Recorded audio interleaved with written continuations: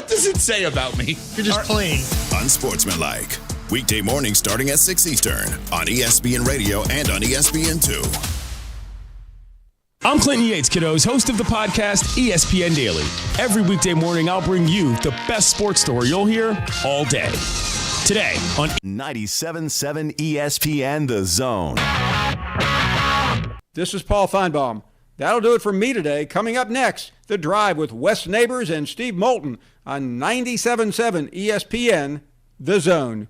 If you enjoy 97.7 ESPN The Zone for all the best in sports talk, you'll love Talk Radio WZZN on 97.7 HD2. Don't have an HD radio? No worries. Download the app by searching for Talk Radio WZZN on your phone or visit the website at Talk Radio WZZN. Talk Radio WZZN features the best in talk from Fox News Radio during the day, plus Bill O'Reilly and his No Spin News at 6. Your home of the Rocket City Trash Pandas is Talk Radio WZZN. You've got to experience Toyotathon at Bill Penny Toyota. They've got the selection with over 700 new Toyotas to choose from. And they've got the extras with Bill Penny perks and a 10-year unlimited warranty. So get on over to Bill Penny Toyota today and experience Toyotathon. Bill Penny Toyota in Huntsville and online at BillPennyToyota.com. Bill Penny's Toyota 10-year unlimited warranty is valid through the 10th year of ownership. Valid on new vehicles only. See dealer for details.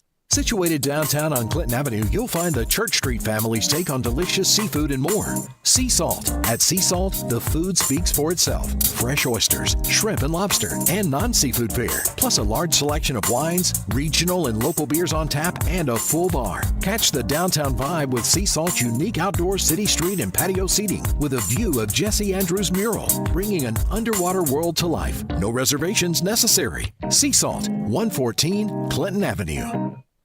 At Bryant Bank, we believe your goals are worth chasing, and every step along the way is worth celebrating. From your hopes for the future to the challenges that keep you up at night, we're here for you.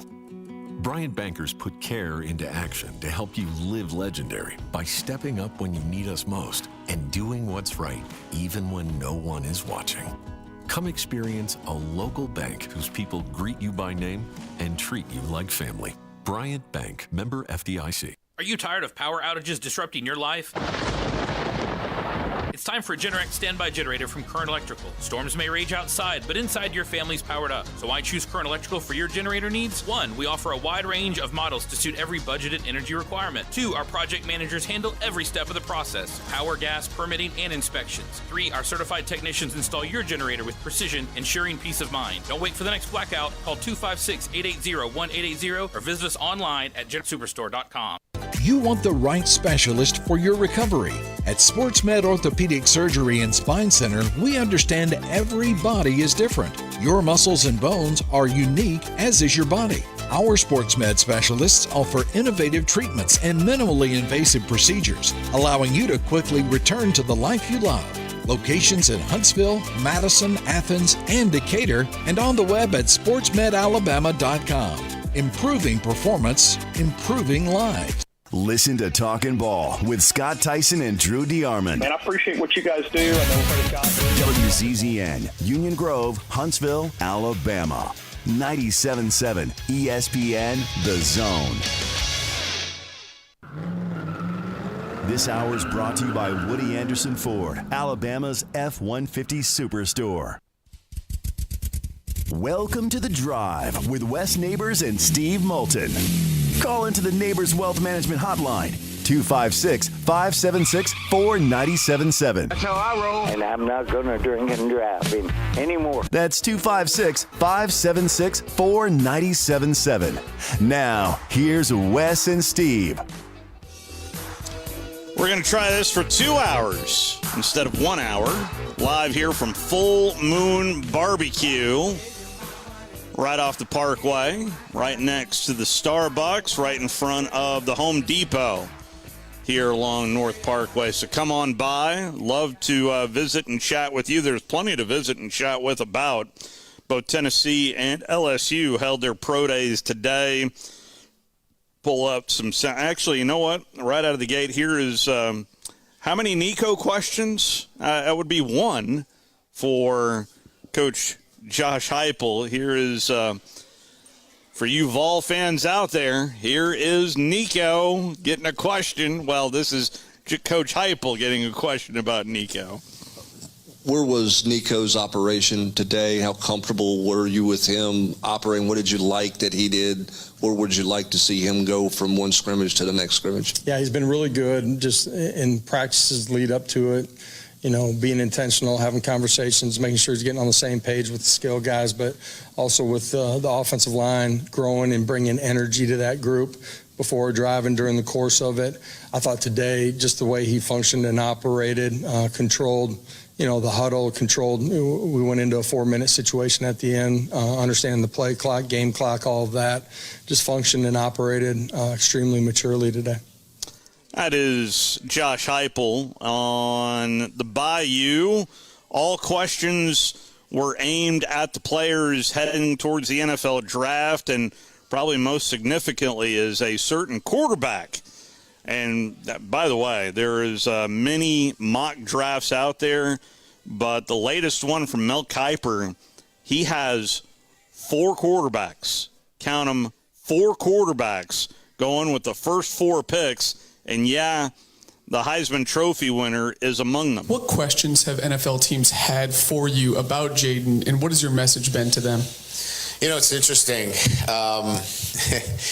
There's very few questions about he can't do this or he can't do that. I think it's more, will he slide? will he get down? I think that's. And what I said to them is, look, you have a guy who's incredibly tough and competitive. No one more so than the guy that I saw get hit in the Alabama game and come back the next week out of the concussion protocol and set an NCAA record the next week. That, to me, speaks to his toughness, and he's a smart guy. He's figured this thing out. So that's been really the biggest question. It hasn't been anything about, can he pick up the safety reads? Can he, pick up blitz protections? Can he do those things? They see that on film.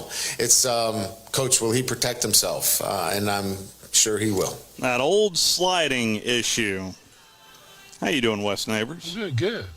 Doing real good. I like Jaden Daniels a lot. Yeah, he's a good.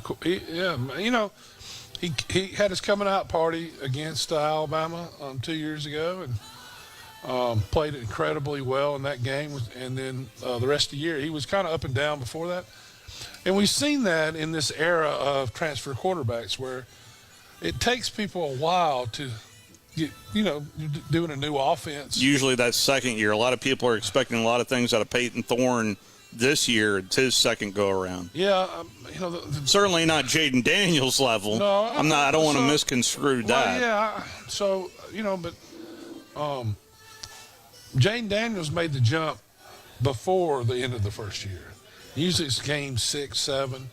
I think Peyton Thorne will be better this year because he'll be surrounded by people that can make plays. There's nothing more frustrating to a whole offense, including the offensive line.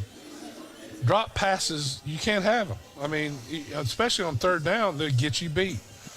And, there's nothing more frustrating. You're fighting this dude that's trying to tear your head off, and,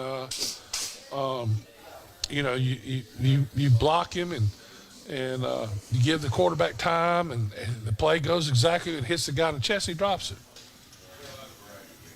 Well, it's not too hard to find a guy that can catch. Evidently it might be in some cases. Well, but it isn't. They got some people down there that are going to make a difference. How much a difference, though, remains to be seen. Drew DeArmond's also here with us from Full Moon Barbecue. How are you, Drew? Good, guys. Jaden Daniels is the best player I saw last year. I saw him in person, in Tuscaloosa. He was dynamic. I know we just heard – Coach, talking about, will he slide, and talking about, will he protect himself? I know they're talking about protecting himself, but his mobility and his ability to run is part of his dynamic ability. And I'll just say this: I know people worry because Robert Griffin III got hurt his rookie year, was never the same, and Sure did. Vince Young was mobile, but Vince Young wasn't a worker. No, he was not. He was lazy. He was a gamer. Oh, and yeah. was a dynamic athlete. Yeah, rookie of the year. He did that on athletic ability. If you want ability. to play for 20 years, if you want to make hundreds of millions of dollars and be an NFL Hall of Fame player, you have to work. Well, you can't go to be at the bars. No, you and can't. He's still at the bars. He got knocked out last night. I don't know. Did he really? Well, that's he not. got knocked out last night. Did Johnny knock him out? Because I would have figured that'd be something that would probably happen. But that because they're basically the Texas A&M and Texas versions of each other. Give me Vince Young because I think he won a championship. But again, it's the same premise. They didn't work hard enough. And my favorite evaluator of players, and I haven't heard how he's evaluated Jaden Daniels, but he doesn't really work for ESPN anymore, but he's still very popular, and he was down there 5 years ago or so, Wes, when we were at the Super Bowl. We tried to get him, but he was on a schedule, and we were never on the list, is Merrill Hodge. I forgot about him. Merrill was a blue-collar player for the Steelers, and Merrill has got one of the best eyes for talent and evaluating talent and how it translates to the NFL of anybody I've ever heard. And the thing I always loved about Merrill is he didn't go along with the crowd. He didn't really care what other people thought. Like, he would just tell you the truth. Yeah. And his version of it, and most of the time what he would say 110% accurate because he told the truth about Johnny Boy. I mean, when he watched Johnny on film, he's like, this guy's a 4th-round pick. Why are they taking him in the 1st round? And so he doesn't work hard enough. He doesn't process. He doesn't like Caleb Williams at all. So if I were the Chicago Bears, I would be skedaddling. As soon as I heard that, I would listen to people like a Merrill Hodge, and I would be, and I wouldn't want to put up with his dad and all the rest of this crap. There's no way I would be drafting Caleb Williams right now after hearing what Merrill Hodge said. Well, let me say this. There is no daddy ball in the NFL. No. Daddies don't get invited. No. That's just the way it is. And we've all seen it. It just takes 2 years and you're gone. They don't, even if you're the first pick. But in terms of evaluating quarterbacks and how they're going to translate into the NFL, I have no idea. Well, I mean, there are certain tendencies and factors that look better in other quarterbacks. Well, and with Merrill, though, it was not just quarterbacks. It's every position. He seemed to have a feel for it. I know Mike Williams from USC, the same thing. He talked about he didn't run routes correctly. He didn't like the way he didn't play hard every snap. All the little things he pointed out, and when the way he was evaluating kids on tape, it didn't matter. It's not just quarterbacks. Pretty much, he was spot on with everything he said.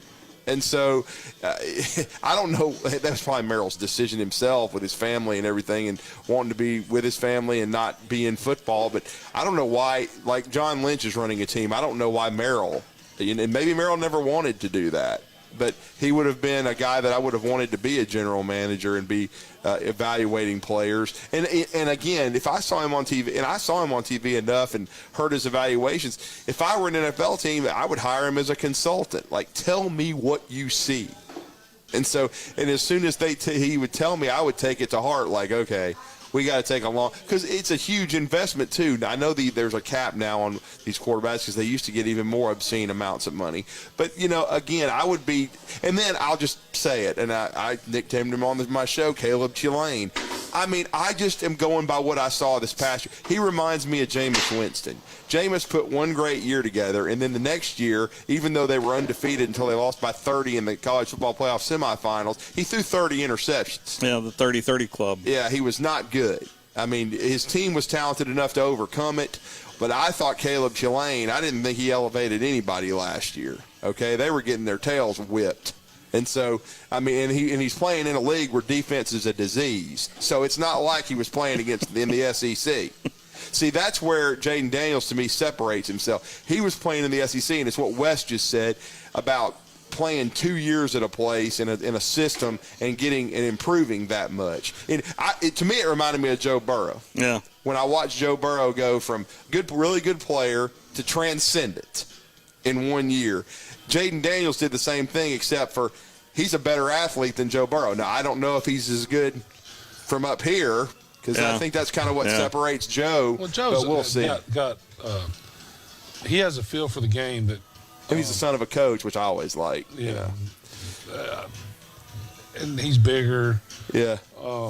He's had his own health problems. Yeah. But when he's on the field, he got the Bengals to the Super Bowl. Well, it's a paddle for every ass up there. You better be sliding, and he will. Well, slide. Merrill doesn't. I know. I read earlier he doesn't like Drake May At all. Yeah. That's another one that I would stay away from. As soon as he said that about Drake May, all I could think about was Mitchell Trubust. And I was like, just stay away.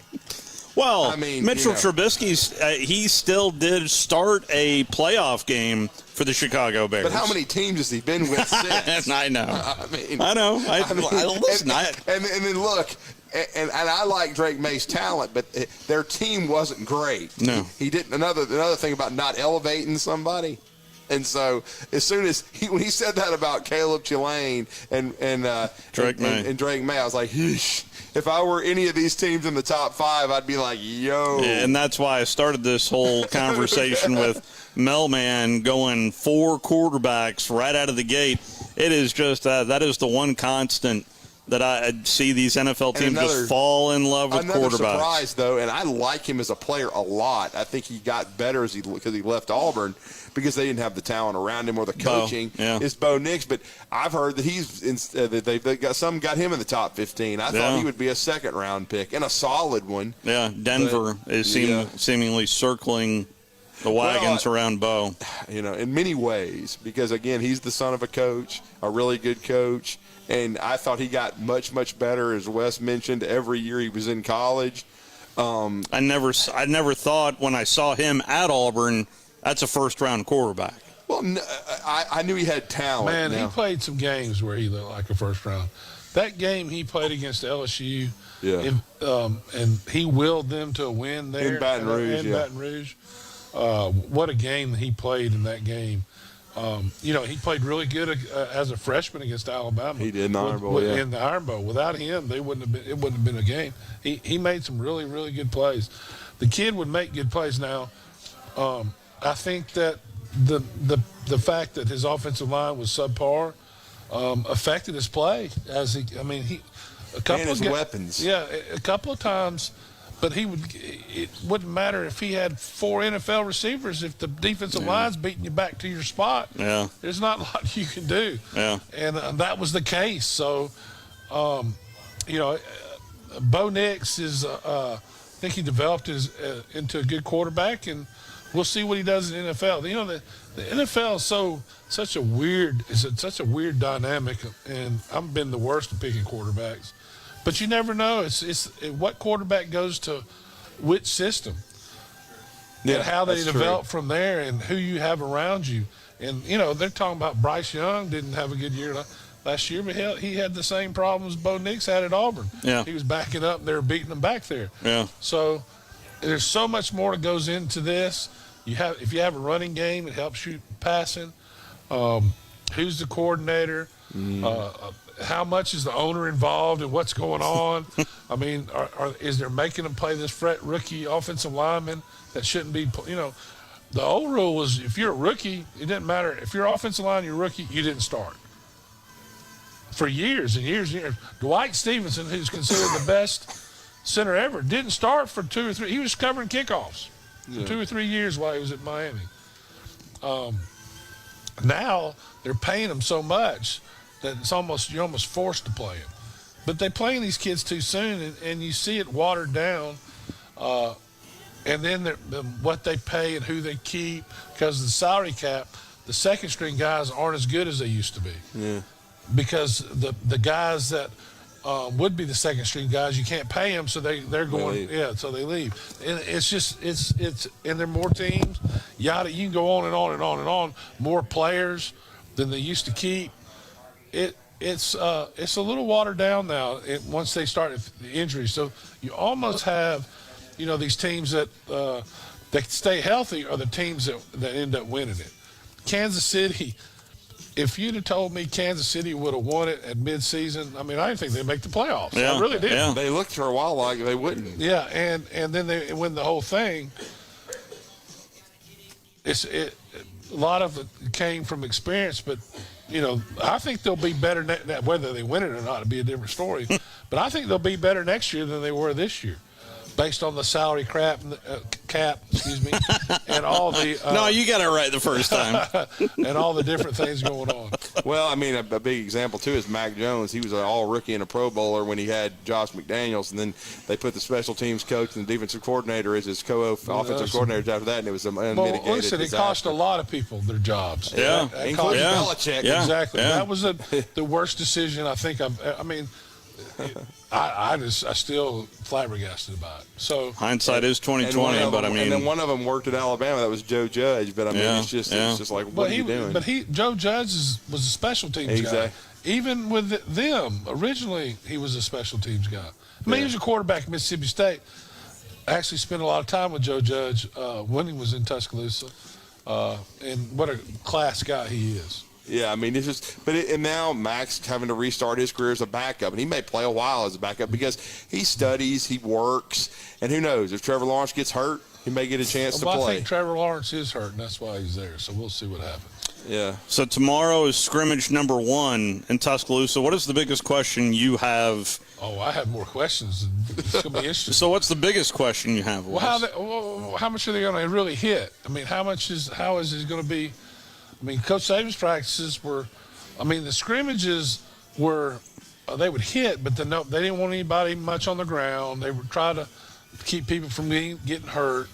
And it wasn't a situational scrimmage. It was the actual scrimmage. Real scrimmage. You know? Ones on ones. And he would no. But they'd be ones on. It'd be one. It'd be they start out ones on twos on both sides, and then they'd go a little bit of 1-on-1. They'd do 3s on 3s, 2s on 3s. They'd mix it up based on. That's why I'm asking. First scrimmage. It's just going to be interesting. The whole dynamic of it is going to be interesting to me. I can't wait. And it's a different model because Coach Saban would do the 2 scrimmages, but then one would be on a day. But a lot of times they would do some controlled work, but it wouldn't be a true scrimmage. This is supposedly a true scrimmage on a Thursday. This is what we hadn't seen in a while. Yeah, it's good. And now we've had our first injury of spring of major consequence yesterday, which was Jalen Hale, who suffered a leg injury. We don't know the severity of it yet, but it is a fact that he got hurt. And so now that stinks because he was having a pretty good spring. He was going to be a sophomore. He's going to be in the wide receiver rotation, and now he could be out for a period of time. That's number 14, right? Yes. Okay. Correct. At least last year. Yeah. Who knows what'll be this year? Keeping the same number. They've all changed. It's going to drive me crazy. I've seen the first report. The most interesting thing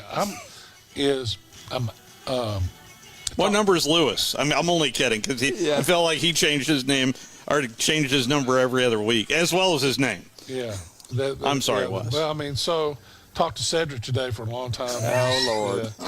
Wish I could have heard that recording. So I'm looking forward to seeing Cedric. Yeah. So Cedric says the first game this year is going to be a blast for him. He's worked at the university since 1979 and has always had something to do and has never gone to the game as a fan. Yeah. And he says, I didn't get to watch much of the game. If you're behind Saban, so he's going to get to go as a fan? Yeah, as a fan. And he's talking about, how Coach Saban, how hard he's working. Alabama needs to know that. And they need to turn that into a little deal there. So we talked a little bit, and there's been a lot of negative press because Saban's staying there. Oh, I'm glad. People say, oh, I'm glad. They have no idea. Who's writing negative stuff about this? They think he should leave and this or that. They're saying he's looking over shoulders and stuff. That's not going on. But let me tell you this. If Coach Bryant would have stayed, they wouldn't have near the problems if he hadn't have died. He would have kept people away. Yeah, because you had the different factions coming in, and I'm not going to go into it. And he would, my father in the end, as Cedric said, he helped get it straight. But it took. I mean, there was a lot of when Coach Bryant died, it left a huge void. Yeah, no doubt. And that's not there this time. And I think that remember E.F. Hutton? That's really, what it's about. Yeah, and Coach Saban still is going to have a huge say, where he is, and represent Alabama well. And I think that's why all of a sudden you see because these guys are working hard, but they're recruiting, and you can see they're starting to get a lot of traction. And of course, from what he's a different coach than Coach Saban. I don't think. No, he's the style. And I don't expect us to go to be in the championship game every other year like Coach Saban was. I know that's not going to happen. What? I know, but those aren't. I do think that Alabama's going to be very, very competitive, and they're always growing pains. Always. There are, and like what Wes said, if Coach Bryant had been alive, it would have taken one sentence or two sentences with some of these people that were coming in trying to influence, and if he'd have said, put his hand up, no, it would have been done. Yeah. I watched Coach Bryant. I've been watching a lot. Somebody put all the 1980 games on. Yeah. Which YouTube, by the way. Not near as fun as watching the current Alabama Crimson Tide, the Wishbone. It's fun for me because I know all the players. You're right. And they were my heroes growing up. And now they're friends of mine. Yeah. So it's fun watching that and to see how good like E.J. Jr. was. Jackie Klein, that nobody talks about how good he was and what a player he was. Played for the Pittsburgh Steelers 4 or 5 years. I mean. So what was done wrong at the end of the Coach Bryant era? He died. That was... Well, Coach Perkins came in there and had no help, took the tower down, alienated a bunch of people. would have told him not to do. Yeah, well, I mean, just... He would have never done with Coach Bryant. There was a power struggle for different things that didn't go on. Coach Perkins was not... He came from an NFL background. Yeah. He wasn't into the... Coach Perkins... Well, first of all, Coach Perkins was a really good coach. If you talk to anybody, and good recruiter too. Yeah, they'll talk about that. He wasn't good with the alumni. He was not good in alumni events. Wasn't his forte. He hated New York, and the press, and they turned him on the press, so he didn't have very much patience. Unlike Coach Saban, though. Well, he had to deal with people like Feinbaum, who was completely different. Well, everybody had to deal with Feinbaum, though. I mean, back in the day. Yeah. But he didn't handle the whole situation well, but he didn't have any help. He was the athletic director too. That's right. I forgot about that. So that was what everybody did. You were the head coach and athletic director. So Coach Dye was doing the same thing. Well, Coach Dye had a clean slate though. If you remember, we talked about that. Yeah. Coach Perkins had all Coach Bryant's guys. That were in there that some had coached him. Yeah. So there's a power struggle in there, and so that is Coach not Perkins, happening this go around. No, Coach DeBoer is a lot. The only thing that he's like Saban is he has a system, and he's going to stay with that system, and it's worked for him, and he knows how to develop people. He's done a great job developing players. Track record's right there. And that's what he is doing at Alabama. And he does it different. He's not trying to be Coach Saban, which I think is a good thing to do. Although it's hard to, Coach Saban's press conferences, I look forward to hearing them because you never knew what you were going to get. It's like a box of chocolates. You didn't know what you're going to get. And you were just hoping somebody asked a stupid question. And then he'd turn on them and get on their ass, and I love that. You want me to go down there tomorrow and ask Coach DeBoer for a depth chart? Yeah, well, I don't think he cares. I know. Yeah. Well, we don't know what buttons to press yet, I guess. No, well, he's just a different type coach. He is. Well, and you'd know how practice went by his first couple of answers because you'd see, if he was on edge or if he was. And as Reggie. Well, even if he was late. One of the funniest answers I ever got from a player was Reggie Ragland. I said, "Well, Reggie," I asked him about Tennessee and something that had happened during that week. He goes, "Hey, man, we heard it. We heard it for you." In other words, he's talking to us through the press. He'd already read us the riot act about what needed to happen.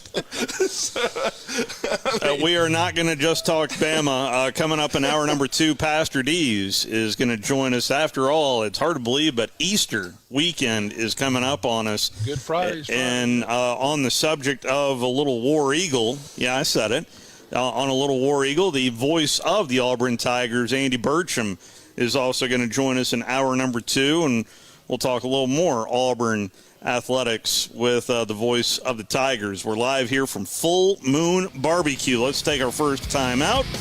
We'll be right back. You're listening to The Drive with Wes Neighbors and Steve Moulton on 97.7 ESPN The Zone.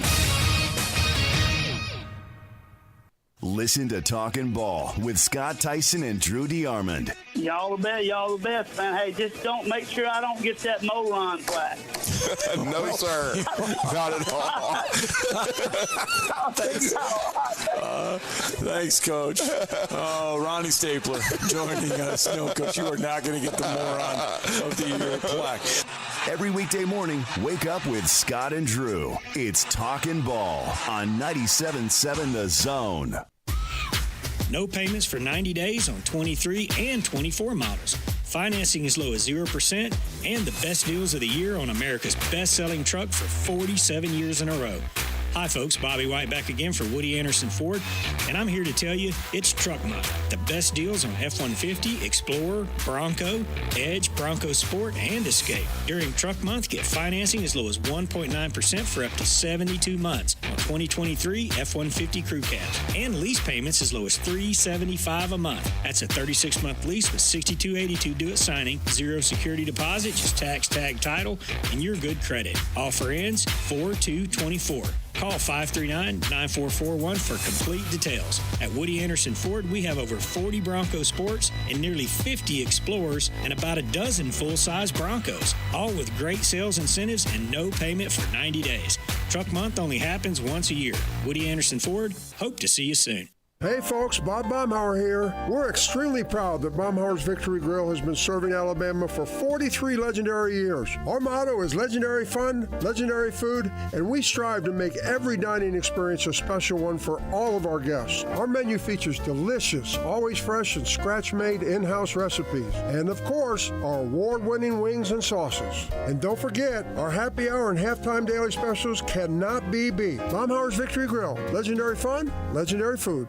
Eagle Masonry and Installation. It's right there in the name. Eagle is your one-stop shop for block, stone, or brickwork, monument signs, and outdoor kitchens and fireplaces. Eagle also offers the finest craftsmanship and insulation, including fiberglass or spray foam insulation, and of course, insulation removal. Philip Love and his team have years of experience, bringing the region the best in masonry and insulation services. For more information and a quote, visit insulatewitheagle.com or call 256-755-1556. Eagle saves you time. Eagle saves you money. For 50 years, our mission, do the right thing and make long-term decisions. We value our customers, and we invest in supporting you. We use our own technologies to automate, to provide you the best support possible. And we have the strongest guarantees in the industry. I just can't tell you I'm going to provide you great support. I have to prove it to you with my actions.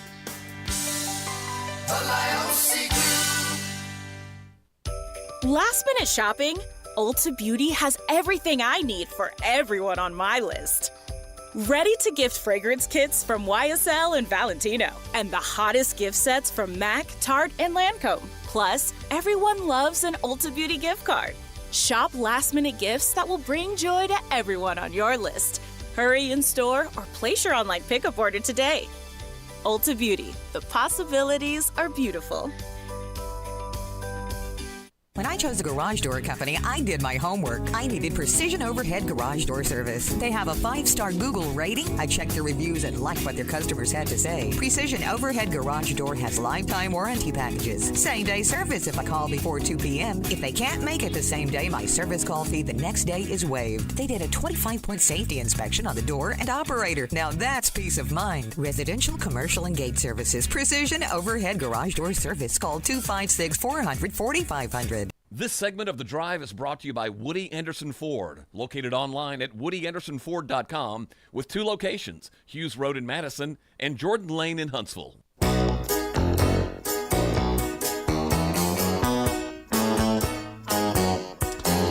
Back here at Full Moon Barbecue, do have some news to pass along to you. Opening day, which actually was last week. So this is the pause button for the second part of opening day, which is tomorrow, except for the Atlanta Braves, as the Braves-Phillies series has been pushed back to Friday. There's one other series that's also getting pushed back. That is the Brewers and Mets, also getting pushed back to Friday. But nonetheless, we'll have some Braves baseball coming up for you Friday now instead of Thursday. So we'll be on the air tomorrow from 5 to 6, walking you up to Sweet 16 action coming up tomorrow right here on 97.7 ESPN The Zone. 256-576-4977, the telephone number. Do either of you believe that there is an open quarterback battle in Tuscaloosa this spring? No, not based on what I've heard. I mean, Wes can comment, but I think Milroe has asserted himself like he did, last year. And then even after he got benched after the Texas game, the way he came back from that and really just slammed whatever. I guess I'll do the Pat Trammell, the story I've heard where he put a dang knife in the middle of a table when he first got to Alabama and said, "Bam, I'm the quarterback of this football team." And then Bill Oliver said, "I'm moving to DB."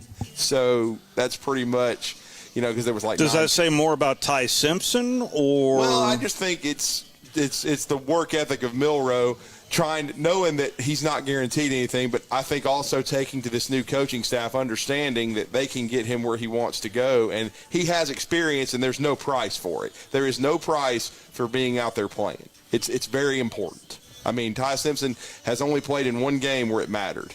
Now, he made some plays, and it was against South Florida, who ended up being a bowl team, by the way. They weren't in the toilet like a lot of people thought they were, but they were not great, but they were still a bowl.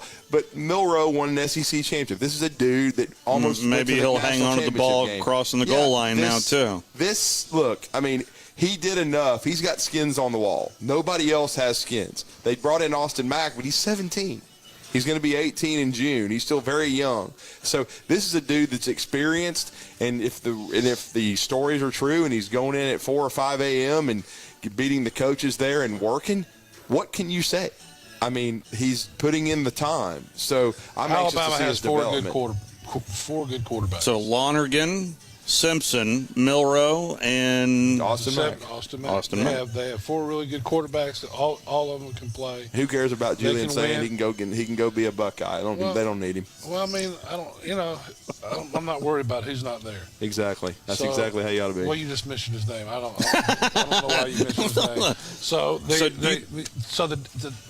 But there's always competition. Yeah.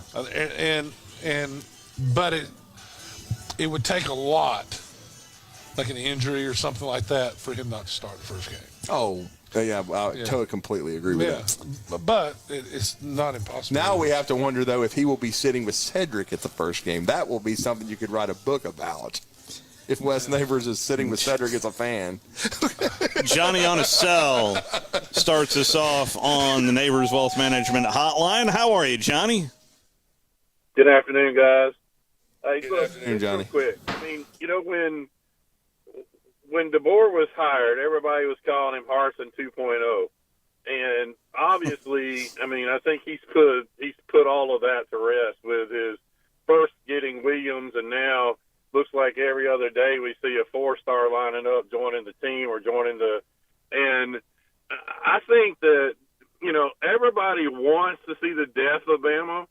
But I believe that this guy's got the stuff to keep it.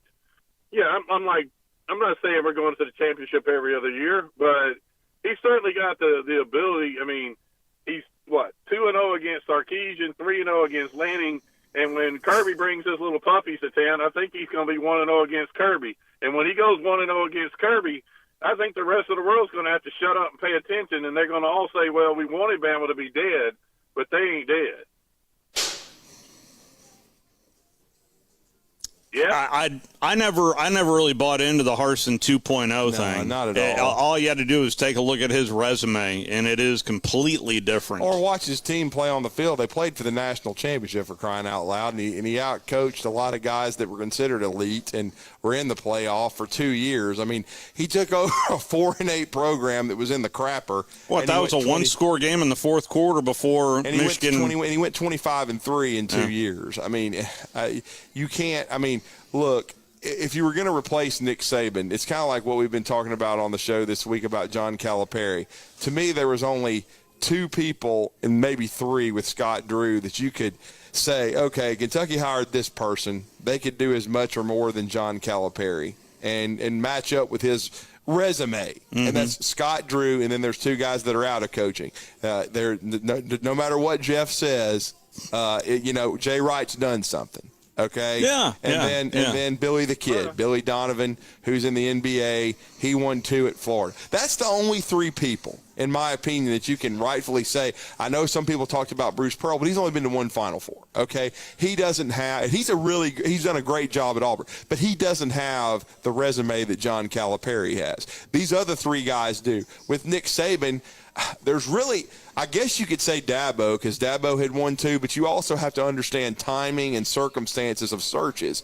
And I never, for 5 or 6 years now, I was thinking Dabo is Clemson now. He's not going to want to, even though he grew up in Alabama, he was a diehard Alabama, he walked on, he got a national championship, he's just not going to come to Alabama. I don't believe that unless all of a sudden he becomes very disenchanted.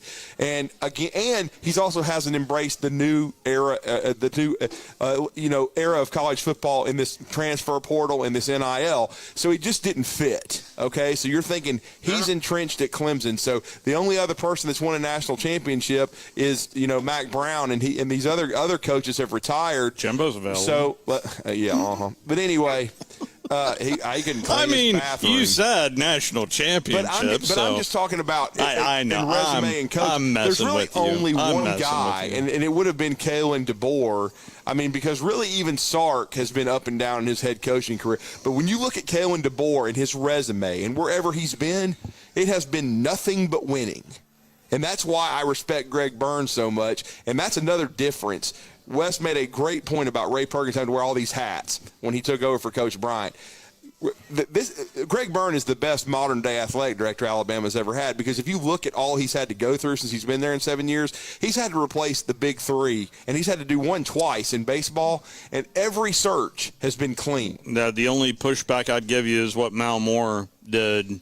Well, yeah, and I understand that, and that still was even a different, because Mal Moore was the athletic director and was in the athletic department a long time, not just as a coach. Well, facility upgrades during. That's why his name is on a building, because of what he did. His legacy is facilities. Okay, that's why his name is on the Mal Moore complex. But I'm just talking about running a day-to-day athletic department, and that's why Nate Oates is still here, by the way. Actually, because Mal Moore is probably the greatest athletic director ever. Bryant Saban? Not even close. We're going to see Bryant Saban. I mean, we're going to see Bryant Denny Stadium at Saban Field. That's the only way you do it. You don't take Dr. Denny's name off the stadium. That's insanity, because he helped make that football program before Coach Bryant was there. You have to respect the entirety of Alabama's football tradition. Goes all the way back to the 20s. And so Dr. Denny, his name deserves to still be on the stadium, along with Coach Bryant, who was there before Coach Saban, and then you nickname it Saban Field. That's the way you do it. They didn't change Cameron Indoor Stadium to Krzyzewski Stadium. They Coach K Court. Coach K Court at Cameron Indoor Stadium. Yeah. That's just the way you do it. Well, I'm just, Denny has time, so I mean, there have been talks of it being Bryant Saban, and obviously, Coach Saban has earned the right to have something in the football area named after the man. I could see Johnny. I could definitely see a conversation much like we had back in the day with Coach Dye, when Coach Dye told us on the air here that he got a call from Auburn saying, "Do you want a building or do you want the field? What do you want?" And of course, with his background, it was easy. Yeah. So, I could absolutely. I think the college football playoff needs to name the trophy after him. I mean, you just made the Tennessee fans run off the road. That's very valid.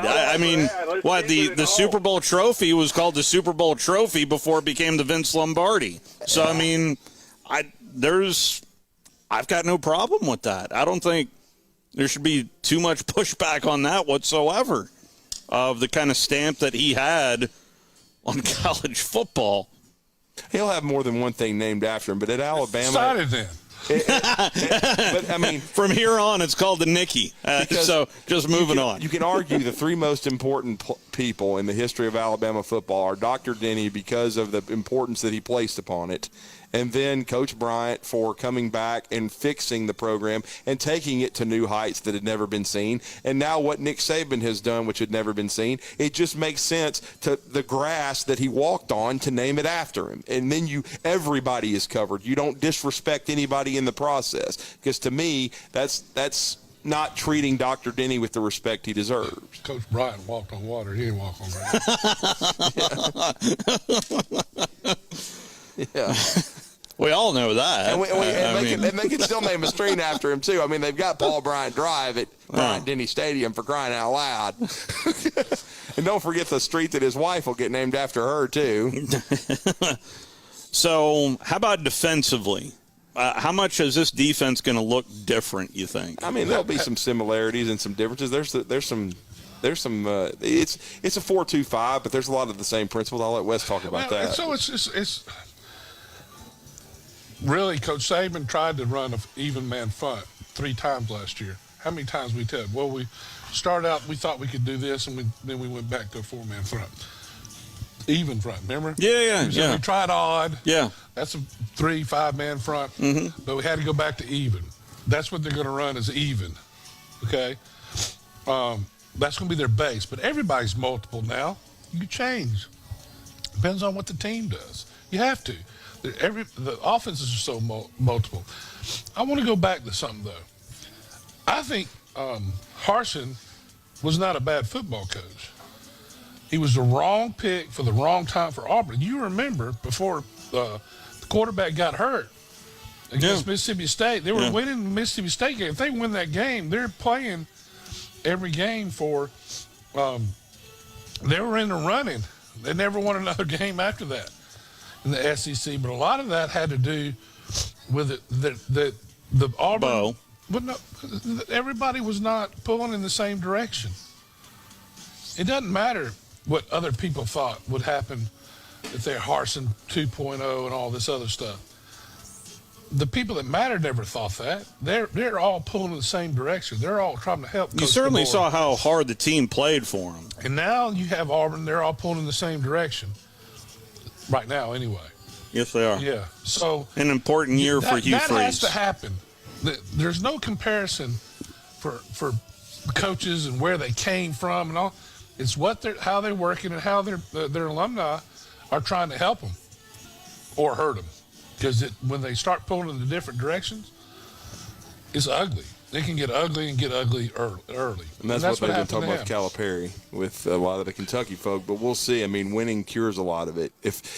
I will say this: if Coach Cal, if they had beat Oakland, and in fact, even if they found a way to win it by 2 or 3. Well, we even saw what Oakland did in the next round. I don't think they were fluky by any stretch. If they had found a way to beat Oakland, and then had beat NC State, they wouldn't be having this conversation. No, we wouldn't, because they're at least in the Sweet 16. Yeah, exactly. And had some success in the tournament. Yeah. But once again, they flamed out, and it was like DEFCON 1. But in this era of freedom of the players, I never bought into Kentucky moving away from Cal. I didn't think ultimately, no matter how you spell Calipari, because if you do, John Calipari does not want to retire, so John Calipari will have a job. So John Calipari may take half the team with him, and John Calipari may take the signees with him.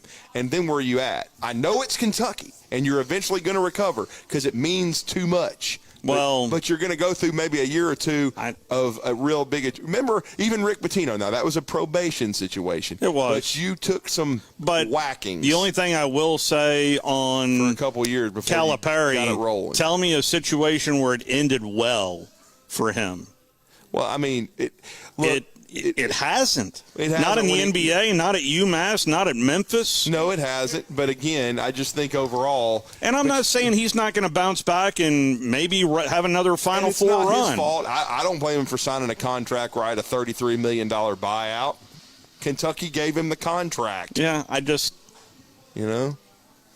it is what it is. SEC basketball goes through the state of Alabama now. It's not changing. Last 5 years. Well, and then you look at it too. I mean, think about it. They gave Dirtneck all that money, and he didn't win anything. And yet they gave him a trophy, though. They gave him a little plaque. Remember that? National champions 2-0. They're still waiting to engrave that other part, right? That's the only thing still in the trophy case. I mean, most of it's on his ranch in a pile, probably at a bonfire. But, I mean, come on. They had to pay that guy $75 million. Well, everybody can pay players now, so yeah. It makes it a lot more competitive. Pastor Deves is going to join us at the top of the hour as we're live here from Full Moon Barbecue. We're also going to hear from the voice of the Auburn Tigers and Andy Burcham, who's going to join us in hour number 2. Let's take our final time out here in hour number 1. Phone lines open to you at 256-576-4977. You're listening to The Drive with Wes Neighbors and Steve Moulton on 97.7 ESPN The Zone. In Tuscaloosa, we live by the blue-collar basketball motto. Stepping back, deep three, bottom. Hard work. 2-on-1, driving, stepping through, tough shot, got it to go. Teamwork. Play the song for the champions of the Southeastern Conference. Join us for every game right here on your home for Alabama basketball. Listen to Alabama basketball all season long on 97.7 ESPN The Zone. Situated downtown on Clinton Avenue, you'll find the Church Street family's take on delicious seafood and more. Sea Salt. At Sea Salt, the food speaks for itself. Fresh oysters, shrimp and lobster, and non-seafood fare. Plus a large selection of wines, regional and local beers on tap, and a full bar. Catch the downtown vibe with Sea Salt's unique outdoor city street and patio seating with a view of Jesse Andrews' mural, bringing an underwater world to life. No reservations necessary. Sea Salt, 114 Clinton Avenue. The company is Eagle Masonry and Insulation, but did you know they're also Eagle Landscaping and Dirt Work? Eagle can take care of all your landscaping needs, including irrigation, sod work, and planting, both plants and trees. On the dirt work side, Eagle can grade and build your pads, haul dirt in or out, and even do erosion control. Philip Love and his team can do it all for you. The website is the same, insulatewitheagle.com, as is the phone number, 256-755-1556. Give them a call and see what Eagle can do for you. Eagle saves you time. Eagle saves you money. The kitchen is the heart of any home. It's where the family gathers. It's where kids discover old recipes and make them their own. Just starting out or just now getting started on the dream kitchen you've always wanted? I'm Chris Haygood, and from all of us here at Bob Wallace Appliance to the home builders and the homeowners of the Huntsville area, a heartfelt thank you for buying local. We're in Huntsville, Florence, and Coleman, and online at bobwallaceappliance.com. No payments for 90 days on 23 and 24 models. Financing as low as 0% and the best deals of the year on America's best-selling truck for 47 years in a row. Hi, folks. Bobby White back again for Woody Anderson Ford, and I'm here to tell you it's Truck Month. The best deals on F-150, Explorer, Bronco, Edge, Bronco Sport, and Escape. During Truck Month, get financing as low as 1.9% for up to 72 months on 2023 F-150 Crew Cabs, and lease payments as low as $375 a month. That's a 36-month lease with $62.82 due at signing, zero security deposit, just tax tag title, and your good credit. Offer ends 4/2/24. Call 539-9441 for complete details. At Woody Anderson Ford, we have over 40 Bronco Sports and nearly 50 Explorers and about a dozen full-size Broncos, all with great sales incentives and no payment for 90 days. Truck Month only happens once a year. Woody Anderson Ford, hope to see you soon. From heirloom diamonds to contemporary jewels, Loring & Company is the place to find something truly special. Whether shopping for a diamond ring for that once-in-a-lifetime occasion or marking a milestone birthday or personal achievement with a Rolex watch, you'll find just the thing in our edit of the world's most sought-after brands, including David Yurman, Roberto Coin, Marco Bicego, and Fopay. Expect a treasure trove of the world's most unique, even breathtaking earrings, rings, necklaces, and bracelets, making choosing just one piece a challenge in itself. Loring & Company Jewelers on Airport Road. From the Fox 54 Weather Center, I'm meteorologist Emily Owen. For this Wednesday night, expect a partly cloudy sky. Low temperatures are expected to fall into the lower 40s, upper 30s for some of us across the Tennessee Valley. We could also see wind gusts as high as 20 miles per hour. Heading into your Thursday, expect a dry afternoon. We'll see plenty of sunshine. High temperatures warm into the low 60s for the afternoon. I'm Fox 54 meteorologist Emily Owen on your home for ESPN Radio 97.7 ESPN, The Zone. The Drive with Wes Neighbors and Steve Moulton. Listen weekday afternoons starting at 5 on 97.7 ESPN, The Zone. It's perfect!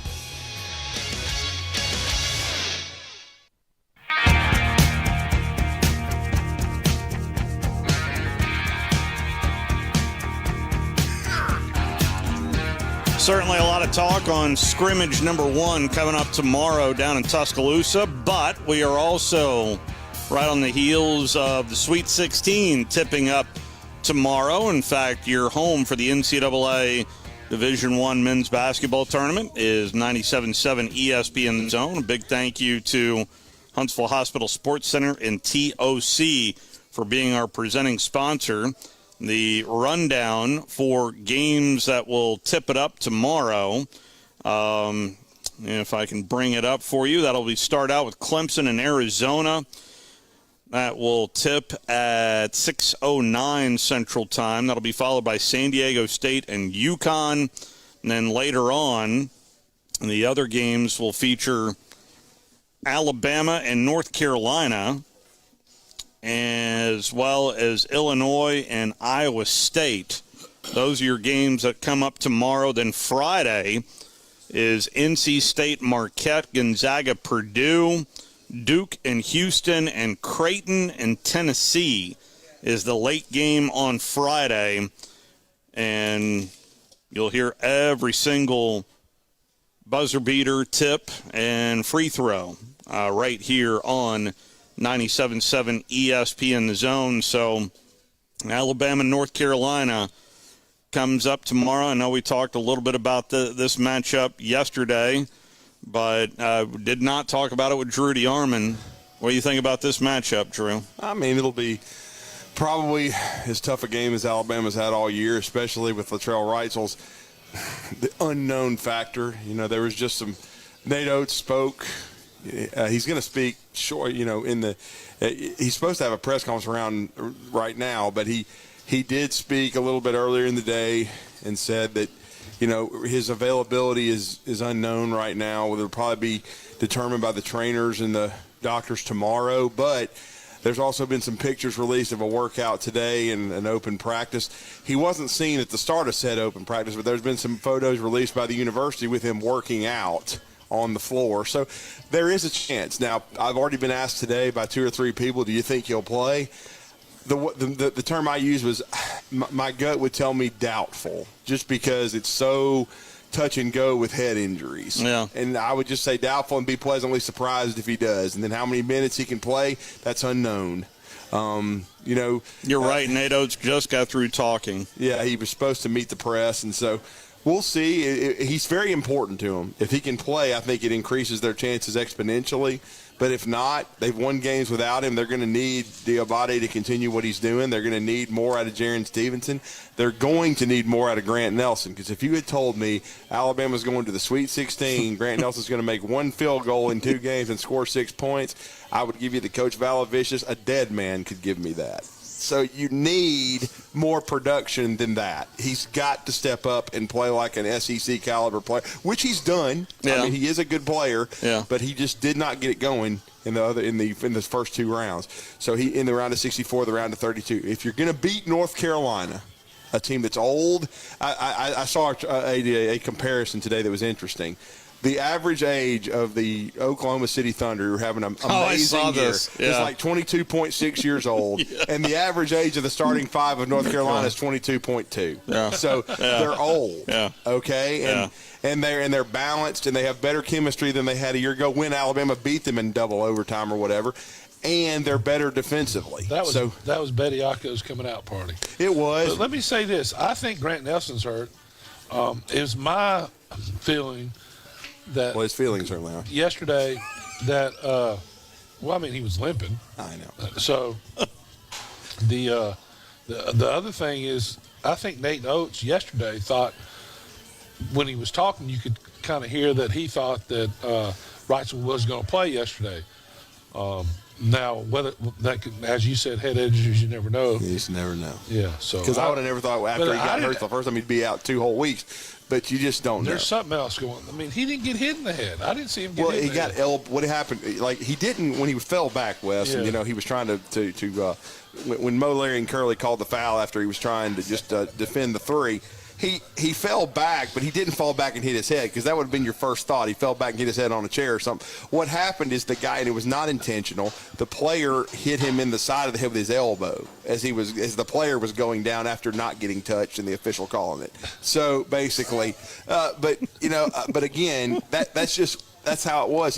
And I knew as soon as I saw him kind of stagger, I was like, oh, Lord, because he had already took the shot to the nose. And when you saw that one happen, when he ran into his own player, you thought, Lord, he's going to be out for that. But it just ended up being a bloody nose. But he didn't take part in the shoot around the day before. But then he takes another shot to the head, and you're just thinking, after what happened in the regular season, he's probably done. And so. And it made it exponentially harder to beat Grand Canyon, because against Charleston, he was there to complement Sears, and it's hard to double Sears when you got a guy like Reitzel who can shoot the basketball. So to me, they're going to need him to beat North Carolina. Can they beat him without him? Anything can happen, because it's kind of eerie the way these runs are kind of concurrent, because when Auburn went to the Final Four in 2019, I remember being at one of our other great sponsors, watching it, thinking they ain't got a chance in this game. Auburn's going to get beat. And they ran North Carolina off the floor. The only thing bad that happened was Chuma getting hurt. Because Chuma was playing like the first pick in the draft. Yes, he was. He was unbelievable. But see, by the time he got hurt, though, Auburn was up 24 or something, so they still outlasted. And still without him, showing about how guys step up, they were within a play of playing for the national championship anyway. Yeah, team that ultimately won. So we'll see. I'm not going to mention the name. Can step up for Alabama tomorrow, because just in case Andy's listening, I'm not mentioning the team. But what I'm saying is that I am about the only person that's picked Alabama. Everybody else has picked the Big Bad Tar Heels just to bash them. But I'm sticking with my bracket because I picked it before the bracket. So why am I going to go against it now? I know. Who's in your Final Four then? I didn't have Alabama in the Final Four. I've got Arizona, Tennessee. Wait a second. You've got Bama beating North Carolina but not making it to the Final Four. Steve, they have to play Arizona, who's already whacked them by like 20. So earlier in the season, it's easier to play a team the second time. It is, but I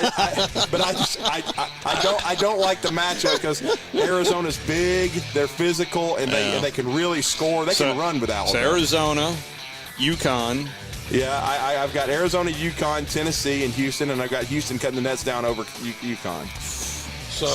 But Bobby Champagne gave me they gave me a little bit of some heartburn when they had trouble with A&M. I knew they might, but I didn't expect it to. I didn't expect a walk-on to have to make free throws. Our conversations with Trudy Harmon brought to you by Environmental Comfort Systems. Or my bracket would have been done. You can check them out at envcomfort.com. The Padres here with us.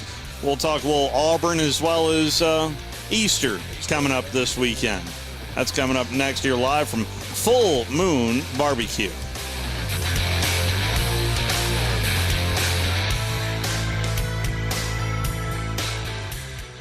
Since 1986, Full Moon Barbecue has been cooking quality meats low and slow over a hickory wood-fired pit. From ribs and wings, brisket, turkey, catfish, and sausage to the best butts in town. If you're planning a holiday or a birthday party, Full Moon has a large banquet room. And Full Moon is ready for your next catering or tailgate. Just call us and we'll take care of everything. 256-713-0070. Full Moon Barbecue on the Parkway next to Costco. The best little pork house in Alabama.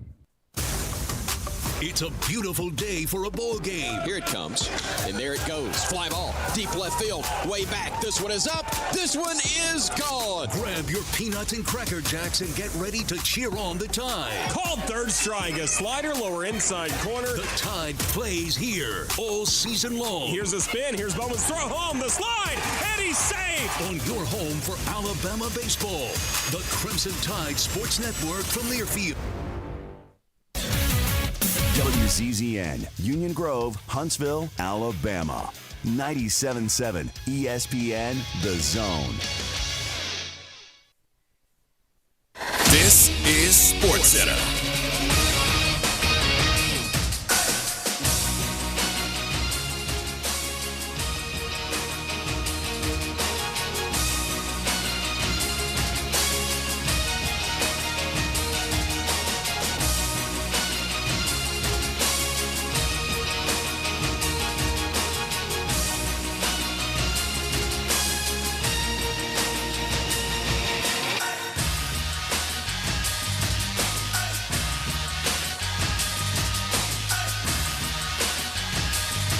The key with the Rangers, of course, is going to be, can they tread water until they get Max Scherzer back? We're not sure when that is, but maybe it's in June. Then when they get Jacob deGrom back, Tyler Mahle back. Imagine adding 3 veteran, fresh arms for the stretch run. The question is, can they pitch well enough to get to that point?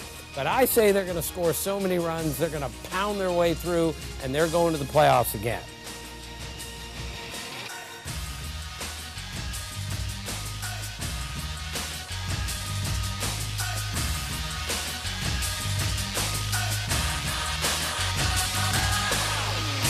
.97.7 ESPN The Zone.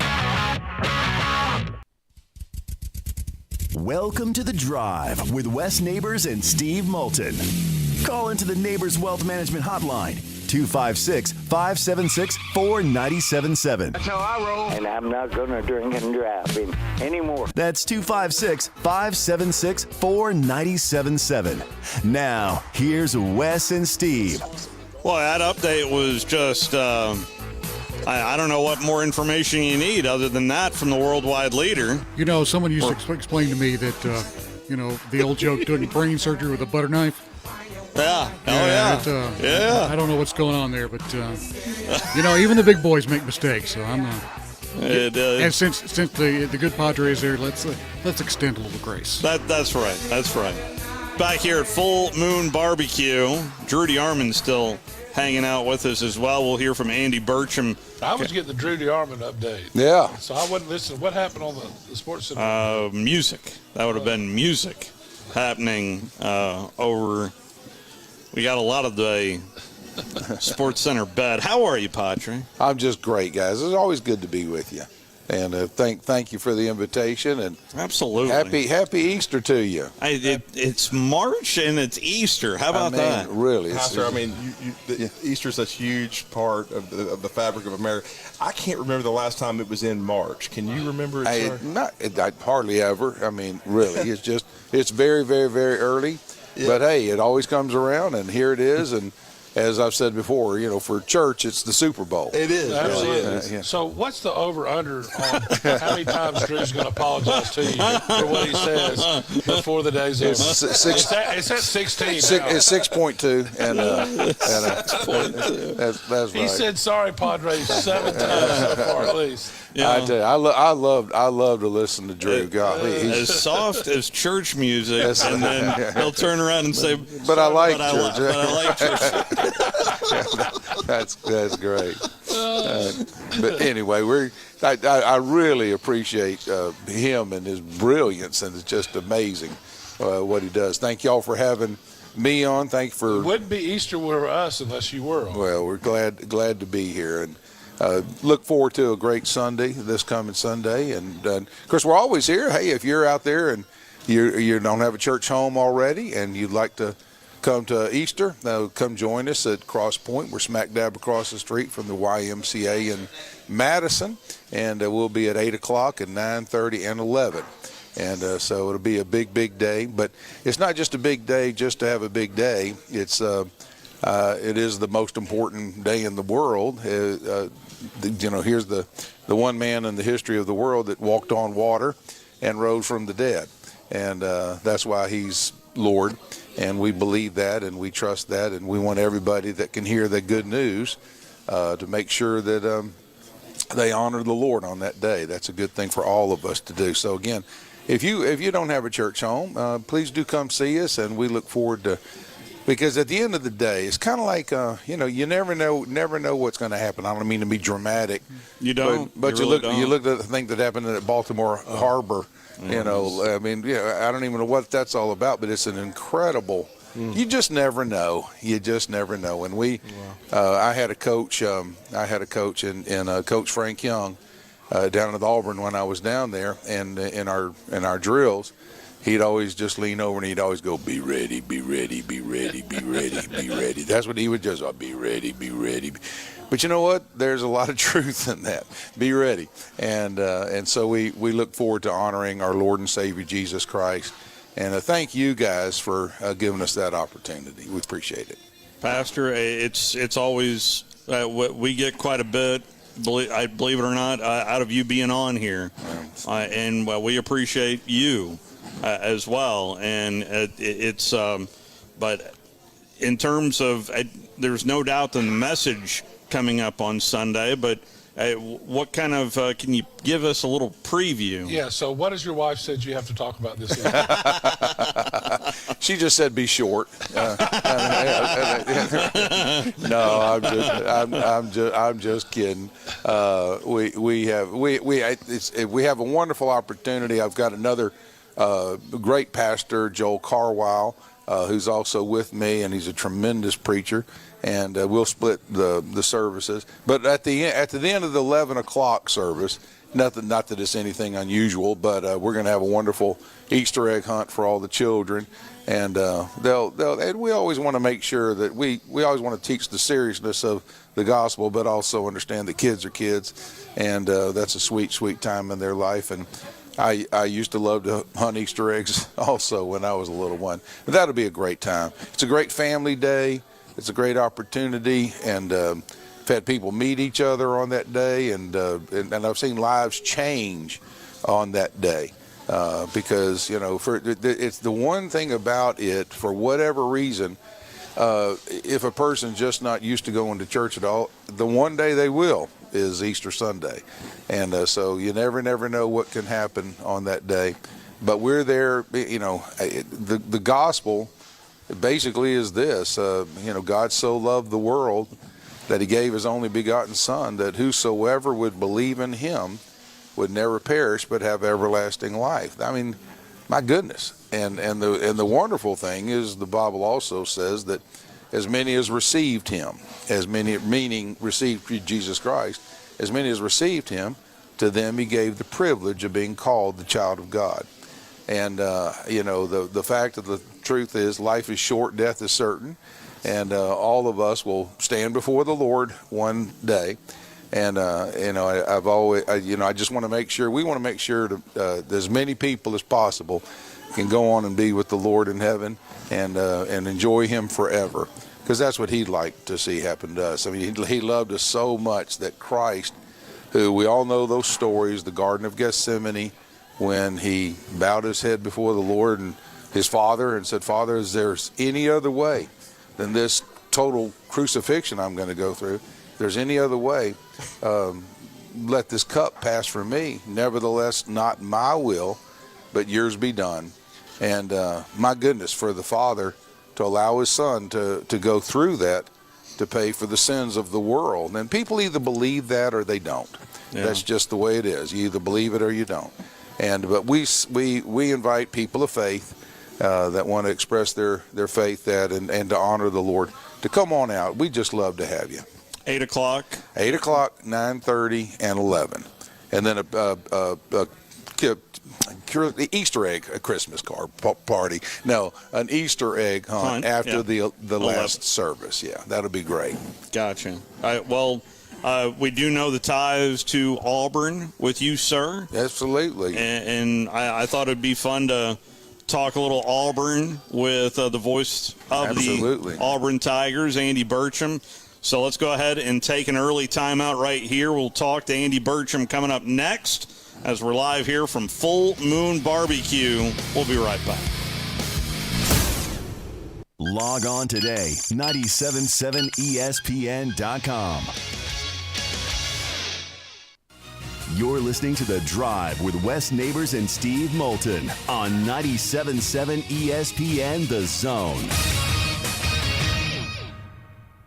If you enjoy 97.7 ESPN The Zone for all the best in sports talk, you'll love Talk Radio WZZN on 97.7 HD2. Don't have an HD radio? No worries. Download the app by searching for Talk Radio WZZN on your phone or visit the website at Talk Radio WZZN. Talk Radio WZZN features the best in talk from Fox News Radio during the day, plus Bill O'Reilly and his No Spin News at 6. Your home of the Rocket City Trash Pandas is Talk Radio WZZN. Specializing in simple and affordable rentals, McCurry Van and Car Rental can make sure you have just the right vehicle for your next family vacation, weekend getaway, or if you just need transportation while your vehicle is being repaired. McCurry carries Ford Transit vans and Mercedes Sprinter vans, trucks and work vans, and more. And they offer discounted rental rates for long-term rentals. Now with 4 locations: Athens, Muscle Shoals, Coleman, and Huntsville. Log on McCurryRentals.com to make your reservation now. That's McCurryRentals.com. AL cert number 21014. Are those high utility bills driving you crazy this time of year? If they are, Talent Heating and Air has the special for you. That's right. We're going to run a $49 spring checkup on your system. We're going to come out, we're going to check those heat kits, make sure that everything was working through the winter right, and then we're going to also make sure your Freon's good, make sure that you're ready for the summertime. How important is that to be done this time of year? It's really the most important time of the year. We can avoid safety concerns caused by wintertime use, and then we can also make sure that you're ready for the summertime. And to get ready for the summertime, you just got to call 256-503-4490. Or you can find them online at talenthvac.com. That's Talent Heating and Air. One more time. 256-503-4490. Talent Heating and Air. Let them save you money. When you call most roofing companies, all you'll hear is, you need a new roof. Not when you call Fleming. At Fleming Roofing and Restoration, we're focused on your needs, whether it's an easy repair or a full roof replacement. Folks around here have trusted Fleming since 1965 for all their residential and commercial roofing needs. And as the area's storm damage experts, Fleming knows all the ins and outs of the insurance claims process. Log on FlemingHSV.com to schedule your free estimate today. Fleming Roofing and Restoration. We show up. Great food and the best live entertainment is what it's all about at the Furniture Factory Bar and Grill. Head to downtown Huntsville every Tuesday for karaoke on the only outdoor karaoke stage in North Alabama. Thursday night is the Valley's longest running and biggest bike night. Food and drink specials, giveaways, and live music on the patio. And the Furniture Factory menu is fully loaded with options from steaks to salads, plus a whole lot more. Featuring a weekday happy hour that starts at 3. 619 Meridian Street, downtown Huntsville, and online at FurnitureFactoryBarGrill.com. When I chose a garage door company, I did my homework. I needed precision overhead garage door service. They have a 5-star Google rating. I checked their reviews and liked what their customers had to say. Precision Overhead Garage Door has lifetime warranty packages. Same-day service if I call before 2 p.m. If they can't make it the same day, my service call fee the next day is waived. They did a 25-point safety inspection on the door and operator. Now that's peace of mind. Residential, commercial, and gate services. Precision Overhead Garage Door Service. Call 256-400-4500. Are you tired of power outages disrupting your life? It's time for a Generac standby generator from Current Electrical. Storms may rage outside, but inside your family's powered up. So why choose Current Electrical for your generator needs? 1, we offer a wide range of models to suit every budgeted energy requirement. 2, our project managers handle every step of the process: power, gas, permitting, and inspections. 3, our certified technicians install your generator with precision, ensuring peace of mind. Don't wait for the next blackout. Call 256-880-1880 or visit us online at GenSuperstore.com.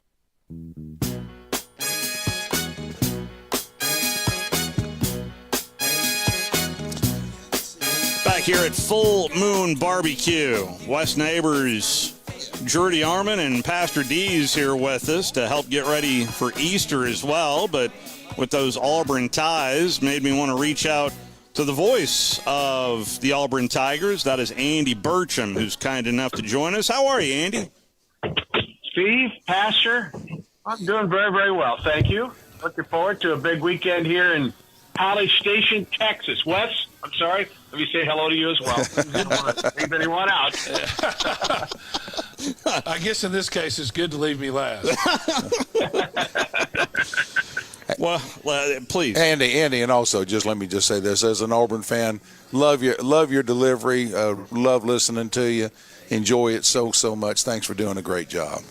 My pleasure. Thank you very much. You're very kind. I appreciate that. Well, Pastor Dees is going to lead us on the interview, I'm guessing. But no. I did want to start with the basketball team and the run in Nashville in particular.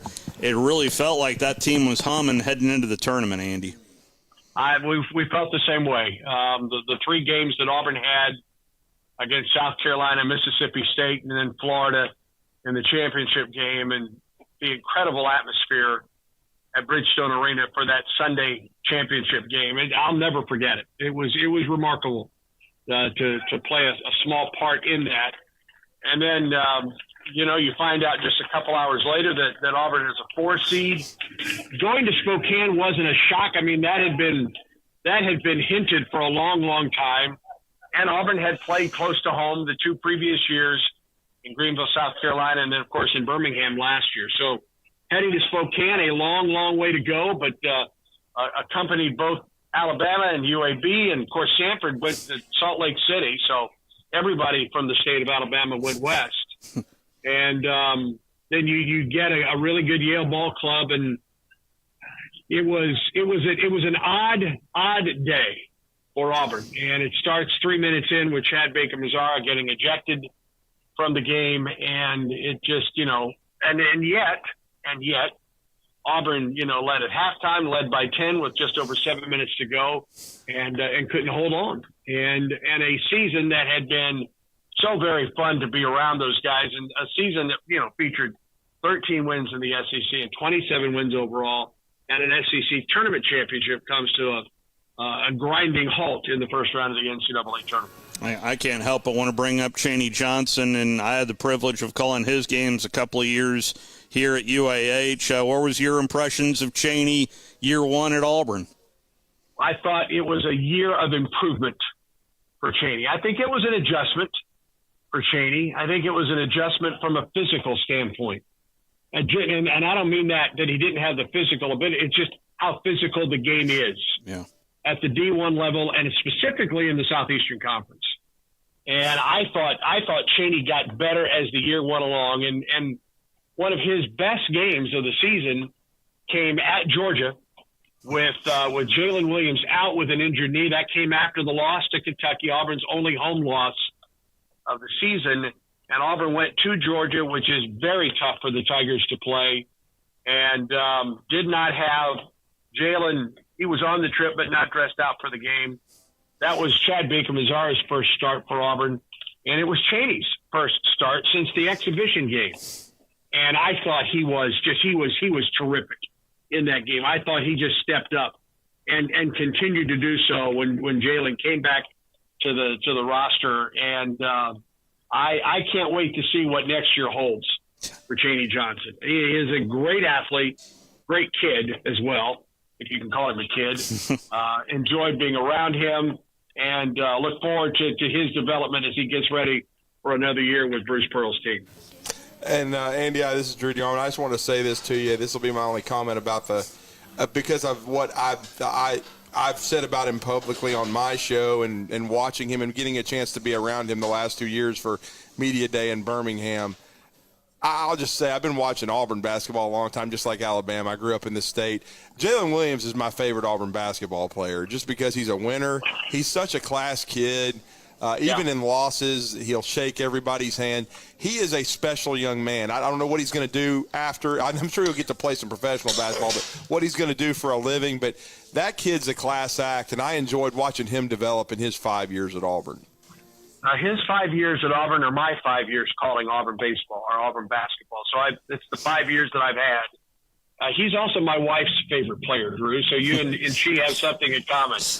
And he is, look at his career. He comes in as a freshman on that 19 to 20 team. And that 19-20 team, COVID cuts the year short when Auburn was playing its best ball of the season. I truly think that team was set up for another run at the SEC tournament and in March Madness. The next year is the COVID year. Auburn doesn't go to the SEC tournament. His third year, and as an SEC regular season championship, and he plays behind Jabari Smith for the most part that season. But boy, these last 2 years, he's really stepped up for Auburn. And he has played anywhere from the 2 to the 5 for the Tigers in his career. Yeah. And I think, a great representative of Auburn. He leaves Auburn as the Tigers' all-time winningest player, and he has the record for the most games played at Auburn. And I will miss Jalen. I will miss Jalen and that smile and his incredible athletic ability. And I think he was a quiet leader for Auburn. You know, he wasn't the fiery guy like Chad Baker-Mazar or Chris Moore that you can really see it. But I think he's just one of those guys that went about his business and did such a good job and by far had his best year after coming back for his final year at Auburn. Maybe my favorite game, I don't know if you want me to bring it up, Andy, but I'm going to anyway, albeit you came up on the short end of the stick. But for pure entertainment value, the Auburn at Tennessee game, I'm telling you, that was as good of a game. And I listened to you every single moment of that one, and well done, sir, on that, because that was a spectacular game. It was a good game. It is one of those where you walk away going, you know, I really wish I didn't have a dog in this fight because I've enjoyed that game a lot more. And Dalton Connect just was spectacular that night. Very similar to what we saw out of John Poulikitis last Friday in Spokane. And, I mean, he couldn't miss. And there were times where Auburn did, I thought, a pretty good job of getting a hand in his face. But he had one of those kind of games, and Connect, obviously, the SEC Player of the Year, had one of those kind of games. And yet Auburn hung in there with Tennessee and had a chance until very late in that ball game. And, you know, coming out of that game, Bruce Pearl was really concerned about how his team would react, because that basically, it didn't completely, but it basically knocked Auburn out of contention for an SEC regular season championship. Yeah. Auburn finishes a game out. He was worried. He was worried how the team would react with 3 games left. And yet Auburn won those 3 games convincingly, and then, of course, put together the run at the SEC tournament. Yeah, but if you think about that 19 run against New Mexico State, that was a back-and-forth deal as well that ultimately went all the way there to what was that? That was the Twin Cities there in Minneapolis. Yep. So and listen, Bruce always says, and you know, at times you're like, oh, this is just a coach. That first round game's the toughest, and it was against New Mexico State. Remember, they missed 2 free throws, not only to win it or to put the game in overtime. I was talking when New Mexico State came to our place this year for football. That's another day I don't like to talk about. But he said, the play-by-play guy who's been doing it forever at New Mexico State said, that Auburn-New Mexico State game in the 2019 NCAA tournament, said, we didn't even talk about that game. That's the effect that game had on the Aggies. Yeah. And then, of course, Auburn goes on the run and beats Kansas and North Carolina and Kentucky and beat Virginia, if not for the non-double dribble call in that ball game. Listen, 8-19 was a remarkable run for Auburn. I thought there was some similarities for this Auburn team going in, certainly putting that kind of run together at the end of the year, but it was not to beat for this Auburn team, and it's a tough one. It is one of the tougher losses, I think, that Bruce Pearl has had to deal with. It's one of the tougher losses, I think, for the Auburn family to try and get over, and I'm not sure they're there yet. I don't think I am. Well, go ahead, Wes. So I was going to ask Andy. You know, I'm kind of down on the having 68 teams and be a single elimination after you play 35, 40 games or whatever they're playing. Wes wants to implement the double elimination SEC baseball tournament style. Yeah, I mean, and that's going away, by the way. Yeah, that's going away. Oh, really? Yeah. Is it? Yeah. I don't think this year, but I think in the future, when Oklahoma and Texas join the league, I think it's going to a single elimination tournament. Wow. Man, I love the double elimination because you get to me, it's better than a true champion. And you have these teams come in, you pay all these games, and then the 16 seed can just the same amount as the other. I just don't like it. I think the bottom 32 should have a single elimination game or 2 before they go to the top 32, and then it should be double elimination till they get to 16, and then it's single elimination. They want to add more teams. I want to add better games. You want more games, not more teams. Exactly. Okay. What do you think about that? Well, I don't think it has much of a chance right now, Wes. I'll be blunt with you. I think there's a better I think there's a better chance of more teams coming before a double elimination round in the NCAA basketball tournament. Yeah. Well, I mean, to me, I don't want to see 20 more teams that are not very good play. Well, and it is. There has been a lot of pushback on that, but I think money may end up winning out on that right now, and I think that's a certain moneymaker to be sure for the NCAA and the TV folks. No question about that. Talk to Andy Bertram right now, voice of the Auburn Tigers on the Neighbors Wealth Management Hotline. You went football, so spring storylines, there is a lot to chew on down there at Auburn with new/old offensive coordinator, because it just the storyline just keeps popping up of who's calling plays. But what are the most intriguing storylines you're following this spring down on the Plains, Andy? Quarterback is one of them, and the fact that Peyton Thorne is in spring camp for the first time. Remember, he was not a year ago. He came in after spring ball. I think this will help him. I like the quarterback room, and there's competition there. It's just not his to lose, I don't think. I think he still has to win that spot for Auburn. Offensively, I think we all want to see how the young kids develop at wide receiver, because there is an extraordinary amount of talent there with the guys that have come in January. And they're young, and they're talented. How quickly will they be able to pick up the system? How quickly will they be able to be a factor for Auburn in this offense? You've got to love the running back room because everybody's back for Auburn.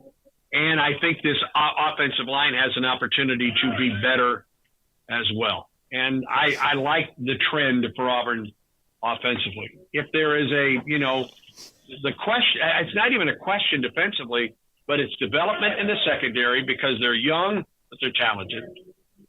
And the holes that they have to plug up front for Auburn. I don't think Auburn's done in the transfer portal either until after spring ball. I think we'll see. I wouldn't be at all surprised if we don't see some more movement for Auburn up front as well, especially on the defensive side. It feels like for the first time in a decade, we're not leading with the offensive line. It feels like that's been a major sticking point for almost a decade, it feels like, Andy. Agreed. And I think Auburn has started to address that, and it desperately needed to, because for a while it seemed like they weren't at this point. I think this is one of Auburn's most important spring practices in a long, long time. And because of the new talent that's in at wide receiver, on the offensive line, developing that secondary, the new coaches that are in offensively and defensively for Hugh Freeze. And I think, that first year Hugh Freeze was here, it was roster. It was roster from the day he started, probably through signing day this past year for him. I think now he has the opportunity to be much more involved in the offense, much more involved daily and game by game in the offense. And I think we're going to see him. I think we'll see him calling plays on Saturdays. Now, perhaps that could change, and he may say, Andy, you don't have a clue what you're talking about here. But I do think he wants to be able to have his hand much more involved in the offense in this second year. That first year was just trying to get talent. And it started with the transfer portal, and then it extended through a really, really good signing class, one of Auburn's best in a long, long time. In terms of the information we get out of Coach Freeze, tell me what you think, but I believe that Coach Freeze is maybe a little too transparent, which is great for me, but it feels like every press conference I've heard, he is open and honest, which is great. But at certain points, I'm just like, whoa, Coach, hit the brake pedal right there. But he's hitting the gas. Do you get that same? Oh no, he is as candid an Auburn football coach as we've seen in a long, long time. And he will tell you what's on his mind, good or bad. And but I think that at least that's what Hugh Freeze is at Auburn right now. Yeah. If this program continues to develop and starts to win again at the level that is expected on the Plains, perhaps he takes a different tack. But at least early on, he is as candid as any football coach we've had at Auburn in a long, long time. Well, as competitive as basketball and football are, you could argue baseball might be on the top of the list in terms of the high level of baseball programs in the SEC. What are your early impressions as you're getting ready for this series at Texas A&M, another high-level team? Absolutely. Auburn is practicing right now. We're at Olson Field at Bluebell Park, along with Brad Law, who will call the game with me tomorrow evening at 6 o'clock. And they're practicing right now for the number 4 Texas A&M Aggies. You open the conference here at Vanderbilt. Then you welcome the number 1 team in the country in Arkansas. You go to number 4 Texas A&M.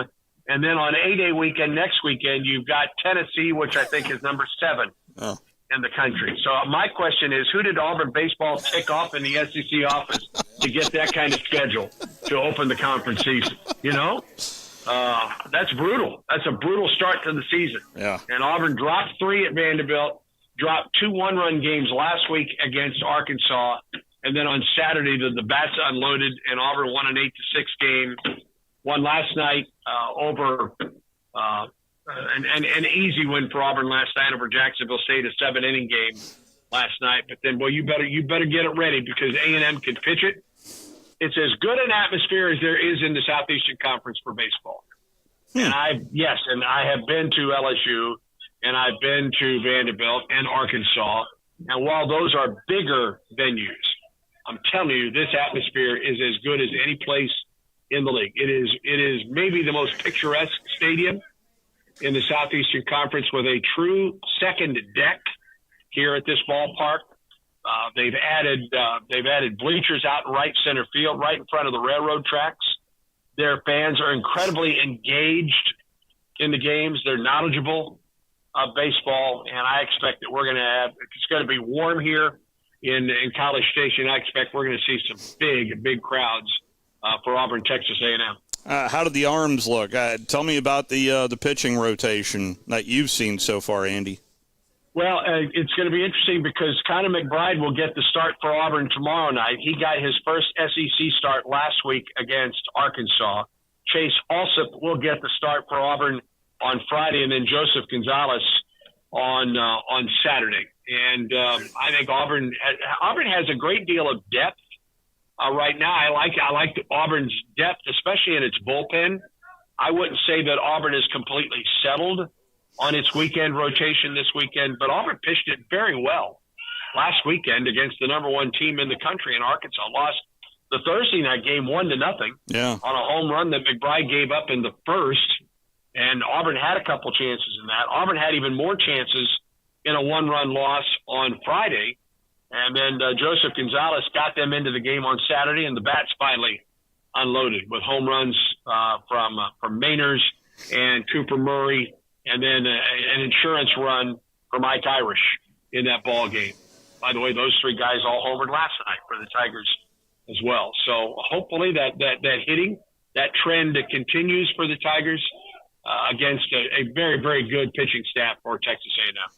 Well, I was told Gabe Gross, we can blame Gabe Gross for all the hitting issues down there on the squad. As Coach Gross has joined us several times here on the program, but he's as good as he can get. But just the fact that you're having to sit in the booth with Brad Law, goodness gracious. I mean, do have to sit in a booth with Brad Law. That is correct. Boy, oh boy, oh boy. He sends his love your way. Oh, does he really? Does he really? I really appreciate the time, especially during the practice as well, getting ready for an SEC series. And Ken, thank you enough for hopping on, sir. My pleasure, guys. Have a great day. Thank you. That is the voice of the Auburn Tigers, Andy Burcham, joining us as a little bit. I mean, if you think about that schedule, I didn't really realize it was that heavy, but there is obviously a lot of attention on football for obvious reasons. And basketball is starting to come around, despite what, I realize the SEC didn't perform all that well right out of the gate in the NCAA tournament. But baseball, it may be the most competitive sport that we have in the whole conference, from top to bottom. There's so many good teams in baseball. Yeah. It's well, how many of the top 10 right now are from the SEC? That's a good question. I think they're more than not. Yeah, Tennessee's up there. 10 in the top 25. 10 in the top 25. I think that's your answer. That's that. So that's all you need to know. That was good. I'm glad you got to talk to him. That was great. Well, I thought you might enjoy a little Auburn talk. Yeah, absolutely. That was great. And by all means, I was hoping you'd chime in a little bit more there. But, yeah, what's your take out of what you're hearing down there for spring number 2 for Hugh Freeze? I feel like the guy that knows more about it than anybody else other than a coach just talked to us. And I hear, but everything I hear is second, third, fourth hand. But I think he's got a good handle on it. And I think but it's just one of those things. It's spring is such a time when you really help build your team for the next year. It's huge, and a lot of battles going on out there. And but we've got the opportunity to do well, especially if the quarterback position can really stabilize strong. And the Thorne had he had some real good games last year, and then he had some not so good games. Yeah. But we'll see. But I'm always excited about the future. Well, we know the answer to the question of what do Jan Burcham and Drew DeArmond have in common, and that is their favorite Auburn basketball player. So, well, that is, and he is a great one. That's really special. That's real good. I'm just wondering. I would have liked to have asked him how much of the basketball team do you think he'll come back next year? That's KD's in the transfer portal. Right, but I hear that the Broom has a big number to come back. Oh, okay. But there's some. He should come back, in my opinion. He should come back if he knows what's good for him. Well, again, my NIL when I was there was 2 Arby's beef and cheddars for $6 each week, and it's a little better here at Full Moon Barbecue. There you go. That was it. But there's some question whether he's going to come back or not. But it's just like Wes. That is that's a factor that everybody's got to deal with these exactly. days. Everybody, it's no just, question. It's not a simple question. No, it isn't. Who's coming back? And I bet the KD will come back if the money's right. I mean, he's talking his way into the portal himself. Well, they nearly let him go after last year because KD's a unique individual. That's just all the way you can describe him. He's very high strung. That's one way to put it. A little bit, but that's one way to put it. I mean, you have to manage him and Chad Baker Mazzara, and Mazzara is a better player. That's just all I'll say. And Mazzara gives them an edge and is a better defender. I am going to miss Jalen though. He was fun to watch. Jalen Williams is amazing. I mean, it's what Andy said. The way he stuck it out. He didn't go into the transfer portal. Even when NBA players came in ahead of him, when they recruited Jabari Smith and kind of recruited over him, he stayed. Yeah, and that's what I admire the most. And if you've just been around him and had a chance to interview him, and his demeanor, there's not an arrogant bone in his body. He plays on the floor like a very confident young man, but he's not. There's no fakeness to him. He's a very unique and genuine person. Yeah. There's no pretension to him. He's just a soft-spoken guy who loves to play basketball, and I can see why people would be drawn to him. I mean, it'll be interesting because Joe and I had a great year. I mean, he got a lot better. Yeah. It'll be interesting to see what his pro prospects are. It's going to be interesting. There's a lot of similarities between him and Sears. I think Joe and I was probably the best big man in the league, and Sears was the best guard, and Connect was the best forward. Yeah. And Connect's out of eligibility, thank God. And praise the Lord. There we go. Praise the Lord. He's special. He's special. I mean, this is the way I compare Dalton Connect to Allen Houston. That's the best, and and I was fortunate enough to grow up and watch Allen Houston. Many people that listen to this show never saw Allen Houston. Yeah, he had that switch. That real switch. Well, look, I mean, in '91, we were talking about this on the show this morning. Alabama won the SEC tournament in Nashville. And Allen Houston carried a bunch of misfits to the championship game where they almost stole a bid with a losing record. That's how good Allen Houston was. And he really didn't have a lot of help. Okay, this was almost Maravich had better players around him at LSU, but this was almost the same kind of situation. The greatness of Allen Houston. So he was until I saw Connect this year. I still think Allen's the best. Allen Houston's the best basketball player I've ever seen play at Tennessee. I mean, he was that good. He elevated everybody, and his dad Wade was the coach and had come over from Louisville. And, if Allen Houston had been on Louisville in those days, they might have won another national championship. But Allen Houston was transcendent, and Alabama won the tournament that year. And I had forgot this. I remember the run and everything and Lyle Marymount, but Alabama was a 7 seed. They got completely the committee just completely screwed them, and then sent them out west, and then they won the first game big by double digits, I think over Colorado State or somebody, and then they played Arizona with Sean Rooks and Brian Williams, a.k.a. Bison Dele, and all these big guys, and Lute's team was a 2 seed, and everybody thought they could win a national championship. And Alabama just absolutely beat them unmercifully. It was a 55 game. It was a blowout. And then Alabama played Marymount, and everybody thought they would lose by 25. And Wimp slowed the pace, and Alabama led by 8 late in the second half, couldn't hold it, and then lost by 2 to a team that was on a Cinderella run because it's one of those where were you moments. I was watching the game when Hank Gathers collapsed. Yeah. Wow. Unfortunately. Yeah. And I mean, I was too. I was watching those late night ESPN games, and it just looked so bad. And then you remember the run that Loyola made, and it was a tremendous run. Yeah. And Alabama nearly beat that team, and if they had gone to the Elite Eight that year, they weren't going to win. Nobody was going to beat that UNLV team. That UNLV team was by the time they got to the tournament, was one of the greatest teams ever. There's never been a shellacking in a national championship game like I saw UNLV put on that Duke team. They won the next 2, by the way. Yeah. Won the next 2. Yeah. Is there any one of the Final Four that you think of that caliber? Is UConn that team?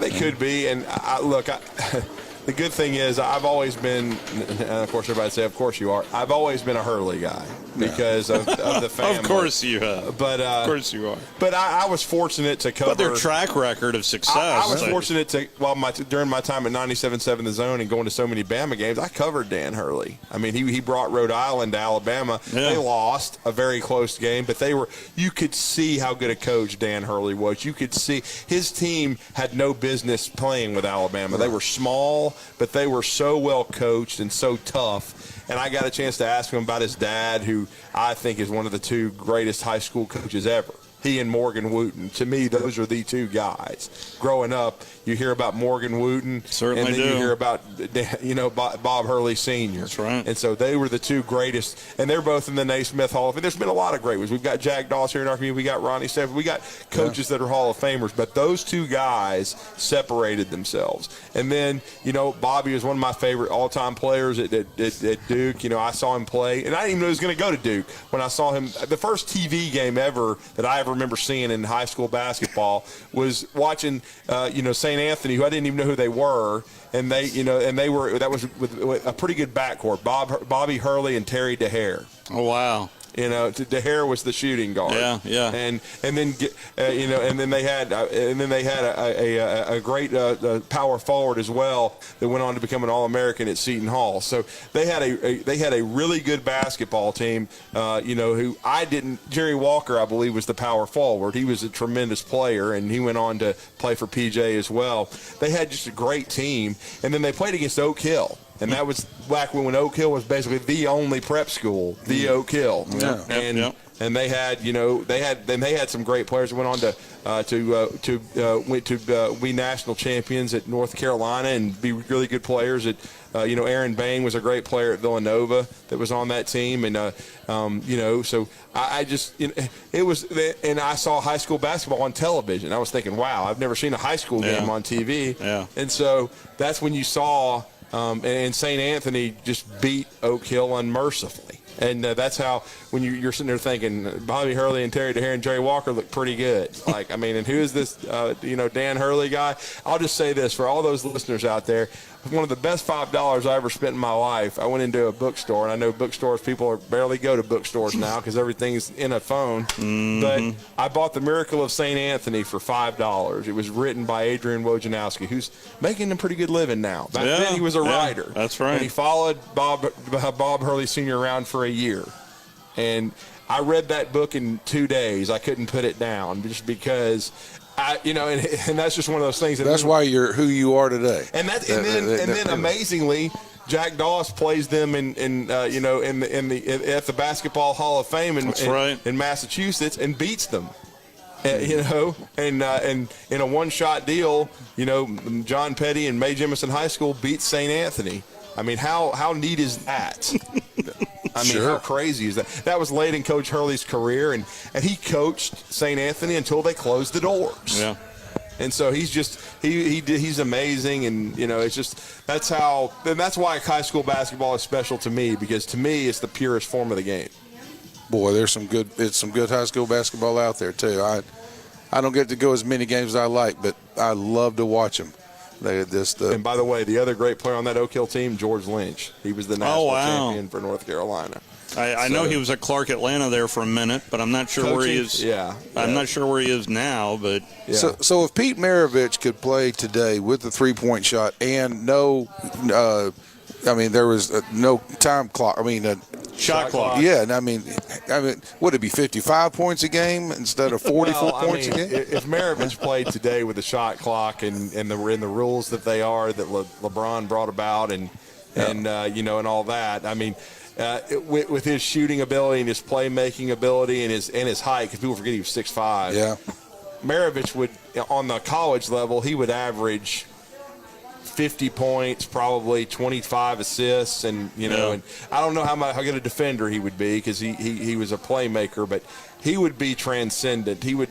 I still think if you just go by college careers, Maravich was the greatest college player ever, and he's the only player. If you think about his impact, his name is on an arena, and he was a player. Right. That's. I mean, you know what I'm saying? Yeah. They call it the Maravich Assembly Center for a reason. He had the place built because he brought so many people to LSU. When he was even back then, freshmen weren't eligible to play varsity and weren't eligible. They had to stay, and he had to stay 4 years. Yeah. He played 3 years of varsity at LSU, but his 1 year on the freshman team outdrew the varsity team. Oh, yeah. Because people wanted to see Maravich. I asked Bob McAdoo one time about Pete Maravich and just said he was from a different planet, and then looked at me and said, on and off the court, he was a different person from a different planet. He was, but the thing about Maravich is that, I mean, he was so good and so skilled and so far ahead of his time. I mean, and I guess part of it was, how his dad drove him, and that was probably good and bad. But Maravich was so good. I mean, it's funny to say it, but he was almost too good for his teammates because he could do so many things. And it was sad, too, because back in those days, another thing that would have helped him playing today is, multiple teams get in from a conference. Back then, since he didn't play for Kentucky, he wasn't going to the Nationals. And can you imagine if he had played at Kentucky? Oh, golly. We'd never hear the end of it from Jeff. By the way, Jeff called in this morning. He did call in this morning during Talking Ball. He is. We're still marked. Phone call till the end, and he starts one of his tangents. What has Jay Wright done? Do we really need to go over what Jay Wright has done? Anyway, that's like saying Maravich was overrated. Yeah. But getting back to we do need to take our final time out. Let's do that right now as we're live here from Full Moon Barbecue. We'll wrap things up in a short 2 hours here on The Drive. You're listening to The Drive with Wes Neighbors and Steve Moulton on 97.7 ESPN The Zone. What if I told you that Bigfoot is real and that he's making the best donuts you've ever had? Come see for yourself at Bigfoot's Little Donuts. Come in and order from over 50 flavors, all made hot and delicious. Ranked in the top 100 donut shops in the nation by Yelp. Bigfoot Little Donuts. Order in store or online at bigfootslittledonuts.com for pickup or delivery from Grub South or DoorDash. South Parkway, Huntsville, and County Line Road, Madison. Bigfoot's Little Donuts. Hey folks, this is Arthur Seaton, managing partner at University Kia, proudly saying Roll Tide and War Eagle. Stop into University Kia today and shop one of the area's largest selection of new Kias, including Fortes, Seltos, Telluride, and Popular Carnival, and fully electric EV6. View all the great specials at universitykia.com and get pre-approved in minutes so you can drive home your new Kia you really want, because we want to see you in a University Kia. I'm attorney Gary Lackey. If you've been injured and need a lawyer right now, and pick up the phone to call, you know, one you've seen on a billboard or on TV begging for your business, do you know who you really get? I'm attorney Jennifer Lackey. You want to talk to your lawyer. You don't want to reach a call center, not in some office 100 miles away. With the Lackey Law Firm, that never happens. My clients talk to me. And me. I'm attorney Justin Lackey. We're the ones that you talk to. We're the ones that you meet with. And we're the ones who handle your personal injury case. You want to talk to me? You just call me. And we'll take care of it. You worry about getting well. We'll take care of the rest. The Lackey Law Firm. And I'll go you one better. If you can't come to us, we'll come to you. The Lackey Law Firm. The Lackey Law Family. 1-800-4-RIGHTS. No representation is made that the quality of the legal services to be performed is greater than the quality of legal services performed by other lawyers. When I chose a garage door company, I did my homework. I needed precision overhead garage door service. They have a 5-star Google rating. I checked their reviews and liked what their customers had to say. Precision overhead garage door has lifetime warranty packages. Same-day service if I call before 2 p.m. If they can't make it the same day, my service call fee the next day is waived. They did a 25-point safety inspection on the door and operator. Now that's peace of mind. Residential, commercial, and gate services. Precision overhead garage door service. Call 256-400-4500. By now, you know about Eagle Masonry and Insulation, and maybe you know that Eagle also does landscaping and dirt work. But how about after paint work? Shower doors, shelving, and mirrors, all taken care of by Eagle, the same Eagle that takes care of all your masonry, insulation, and landscaping needs. Eagle brings the same level of expertise to all these disciplines, and they're ready to provide you with a free quote. The website is the same, insulatewitheagle.com, as is the phone number, 256-755-1556. Give them a call and see what Eagle can do for you. Eagle saves you time. Eagle saves you money. Listen to Talkin' Ball with Scott Tyson and Drew DeArmond. Man, I appreciate what you guys do. I know credit got Drew, Talkin' Ball 7 until 9 on my show when I feature Drew, and certainly have a great relationship with Wes and Steve and Tom and all you guys, man. It's always fun to hang out with you with media days, different bowl events, but I always appreciate the partnership. I almost feel like we're sister stations with 97.7 The Zone, the only sports station in the Rockets. And thank you so much. Every weekday morning, wake up with Scott and Drew. It's Talkin' Ball on 97.7 The Zone. From the Fox 54 Weather Center, I'm meteorologist Emily Owen. For this Wednesday night, expect a partly cloudy sky. Low temperatures are expected to fall into the lower 40s, upper 30s for some of us across the Tennessee Valley. We could also see wind gusts as high as 20 miles per hour. Heading into your Thursday, expect a dry afternoon. We'll see plenty of sunshine. High temperatures warm into the low 60s for the afternoon. I'm Fox 54 meteorologist Emily Owen on your home for ESPN Radio 97.7 ESPN, The Zone. College football. The ball is caught. It is a touchdown. Major League Baseball. That ball is gone. A home run. This is your place for complete sports coverage all year long. 97.7 ESPN, The Zone.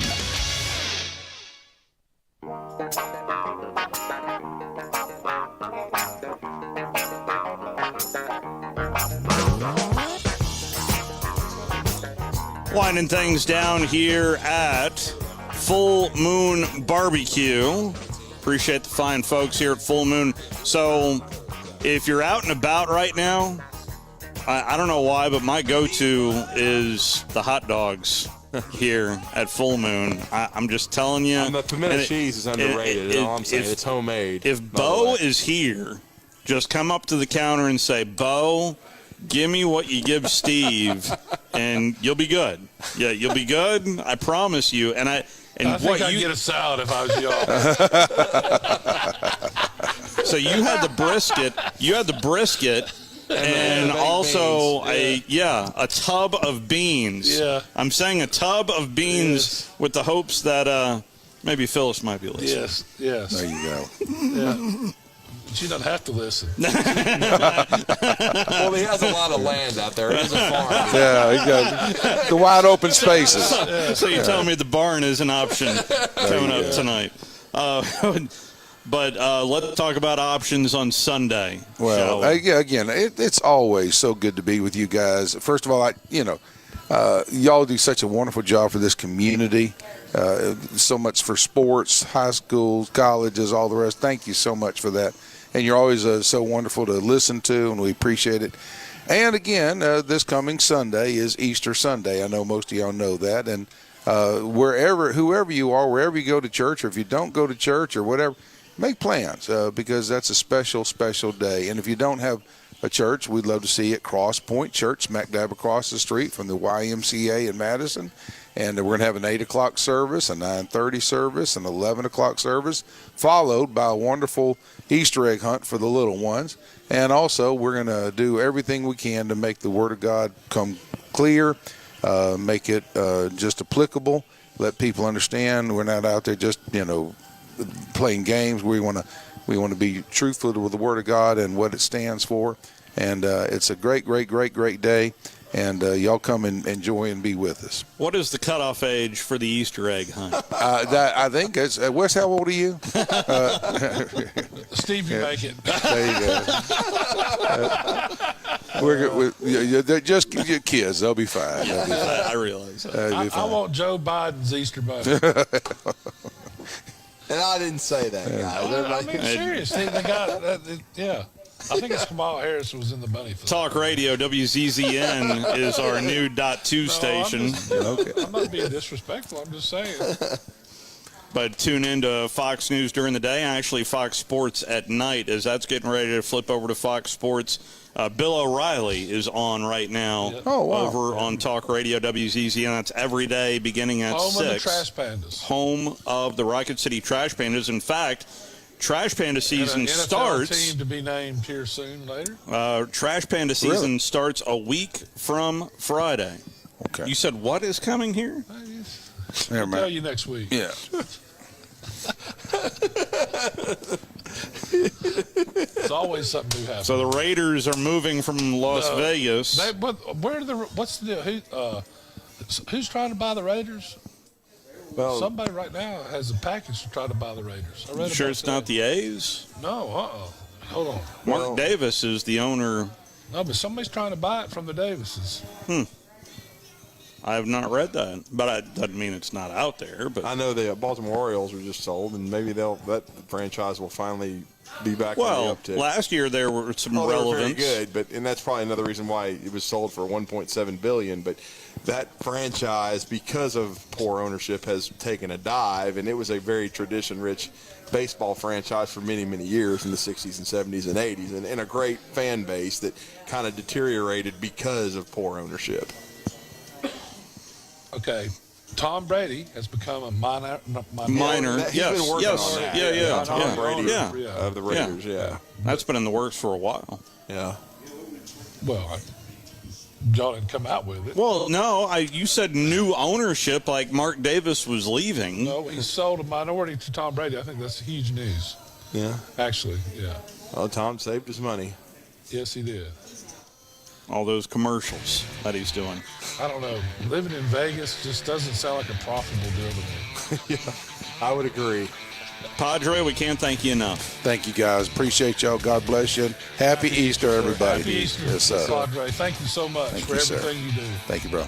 We will talk to you tomorrow. Get you ready for the Braves and Phillies moving day as they moved it from Thursday to Friday because of weather issues. No Braves baseball tomorrow, but we'll have it front and center as soon as Tom Abraham is done on Friday. A big thank you, Brian, back at the ranch. Thank you for showing up. We'll talk to you tomorrow.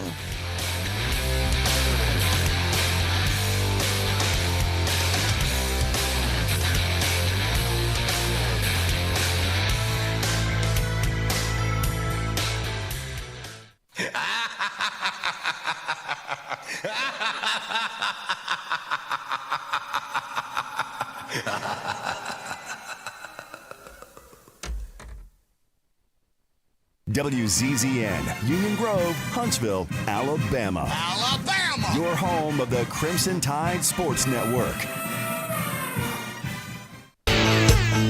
Cowbells and swamp, the Aggies romp. There's nothing like the SEC.